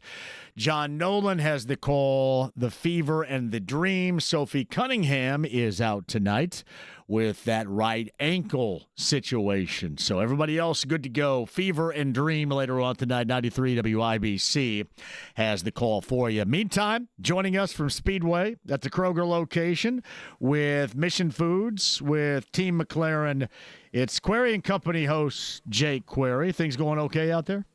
John, it has been awesome. Huge crowd once again. Christian Lundgaard, Nolan Siegel, and Pato O'Ward signing autographs. Pato O'Ward's really good with fans, man. He's got a ton of them here. Christian Lundgaard and Nolan Siegel as well. But just a ton of people here on the west side. Mission Foods has been handing out an absolute ton of the best when it comes to tortilla chip snack shaped like race cars for your snacks for the race. And then, of course, as you mentioned, the show cars are here for those 3 drivers, and we've had a lot of fun. Gave away Carb Day tickets as well, tickets for the parade, all here on the Crawfordsville Road Speedway Kroger. So we've had a ton of fun. Things wrapping up here. As a matter of fact, just about 8 minutes from now, these guys will be firing up those cars. I guess whatever you call those doors, what do you call them? Gold wing doors? Is that what you call them, John? Gull wing door action. Gull wing doors, yeah, on their McLaren. So they will be doing that. But once again, it's become a tradition. I love being out here. Thanks to Mission Foods for Arrow McLaren for having us out as well. And keep an eye on those 3 drivers, Nolan Siegel, Christian Lundgaard, and Pato O'Ward, who starts outside of row number 1 coming up for the 109th Indy 500. Hey, Jake, on Friday, we're all going to be at Carb Day in Pagoda Plaza. You're going to be there as well, correct? But you're going to have a guest? I am, actually, because of the fact that for the network we are up for the practice session that runs until 1 o'clock. So we usually go with a rehearsal on that until about 12:30-ish. So Derek Schultz will be filling in for me for the first half hour or so, and then he's going to stick around with me in the Pagoda Plaza. And so the 2 of us will be doing the show until 3. Mario Andretti's going to come by. I think Elio Castroneves is going to come by as well, and we'll see who else. And I know, John, it's the best day of the year. I mean, Carb Day being out there, it's a civic celebration. It is absolutely, I think you're as much a staple of Carb Day as Mario Andretti is for that matter. So to be able to set you up and get things going for that day is going to be awesome. So how many White Claws deep will Derek get during the show? Well, I don't know if he can find any Zima packs, but if he can, he'll probably get one of those. But, yeah, we'll try to have some fun with it, right? That's what it's all about, I'm telling you. Yeah. It kicks off the weekend, and let's hope that Mother Nature holds out. And either way, we're all good. Let's all just have one big party, right? You got that right. No doubt about that. Jake, I appreciate it, man. I'm glad you are checking in today. Sounds like a great time at Kroger out of the Speedway. Thanks, John. Appreciate it as always. So Jake Query right there. Still time to jump out there before 6 with Team McLaren and Jake at the Speedway Kroger. I mentioned tomorrow, District Tap, Northside, Clearwater Crossing, Marcus Erickson, Ed Carpenter. I should mention, I think Kev's on the show tomorrow too, right? Kevin Bowen. He is indeed. And, yes, Brett Michaels, of course, of Carb Day, one of the co-headliners, will join us on the show. We're going to get you ready to go for Game 1 between the Pacers and the Knicks tomorrow night at Madison Square Garden in the Eastern Conference Finals as well. Thursday, we're going to be at Speedway, Dawson's on Main. That's a tavern tour stop with Brent Halverson and me.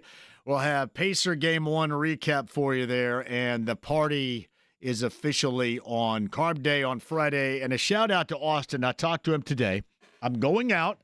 I'm going to put some stock into the Bronze Fun Time Camper, our RV that's going to be in the Coke lot. I actually, thanks to Nathaniel, I actually have a map of the Coke lot right here. X marks the spot where I'm going to park that RV right here. I've already figured that one out. It is going to be a great weekend. You have to be a part of the Coke lot, a Coke lot wristband. Remember, the JMV takeover on B105.7 takes place out there live on Saturday night, the All Request Saturday night. Shout out to Dan Pantos, who's going to run things back at the station while I am there, and Devin is the on-site engineer. We're going to have the ladies of Twin Peaks joining us out in the Coke lot on Saturday night, too. Yeah, it will be a party. But tomorrow, it officially kicks off at the District Tap on the north side, Clearwater Crossing. Cannot wait to see you there beginning at 3 tomorrow. James, great job out of you. Thank you to Jake Query of Query & Company for the cut-ins out in Speedway at their Kroger location today as well.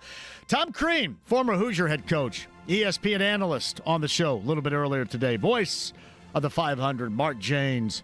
And Pat Boylan's got the Fever and the Dream call. Again, 13.3, that's Me TV. Channel 13 sister station to watch it tonight. 93 WIBC. Our Eddie Garrison and John Nolan's got it coming up a little bit later on. Enjoy it. 93.5 and 107.5 The Fan. Have a great night.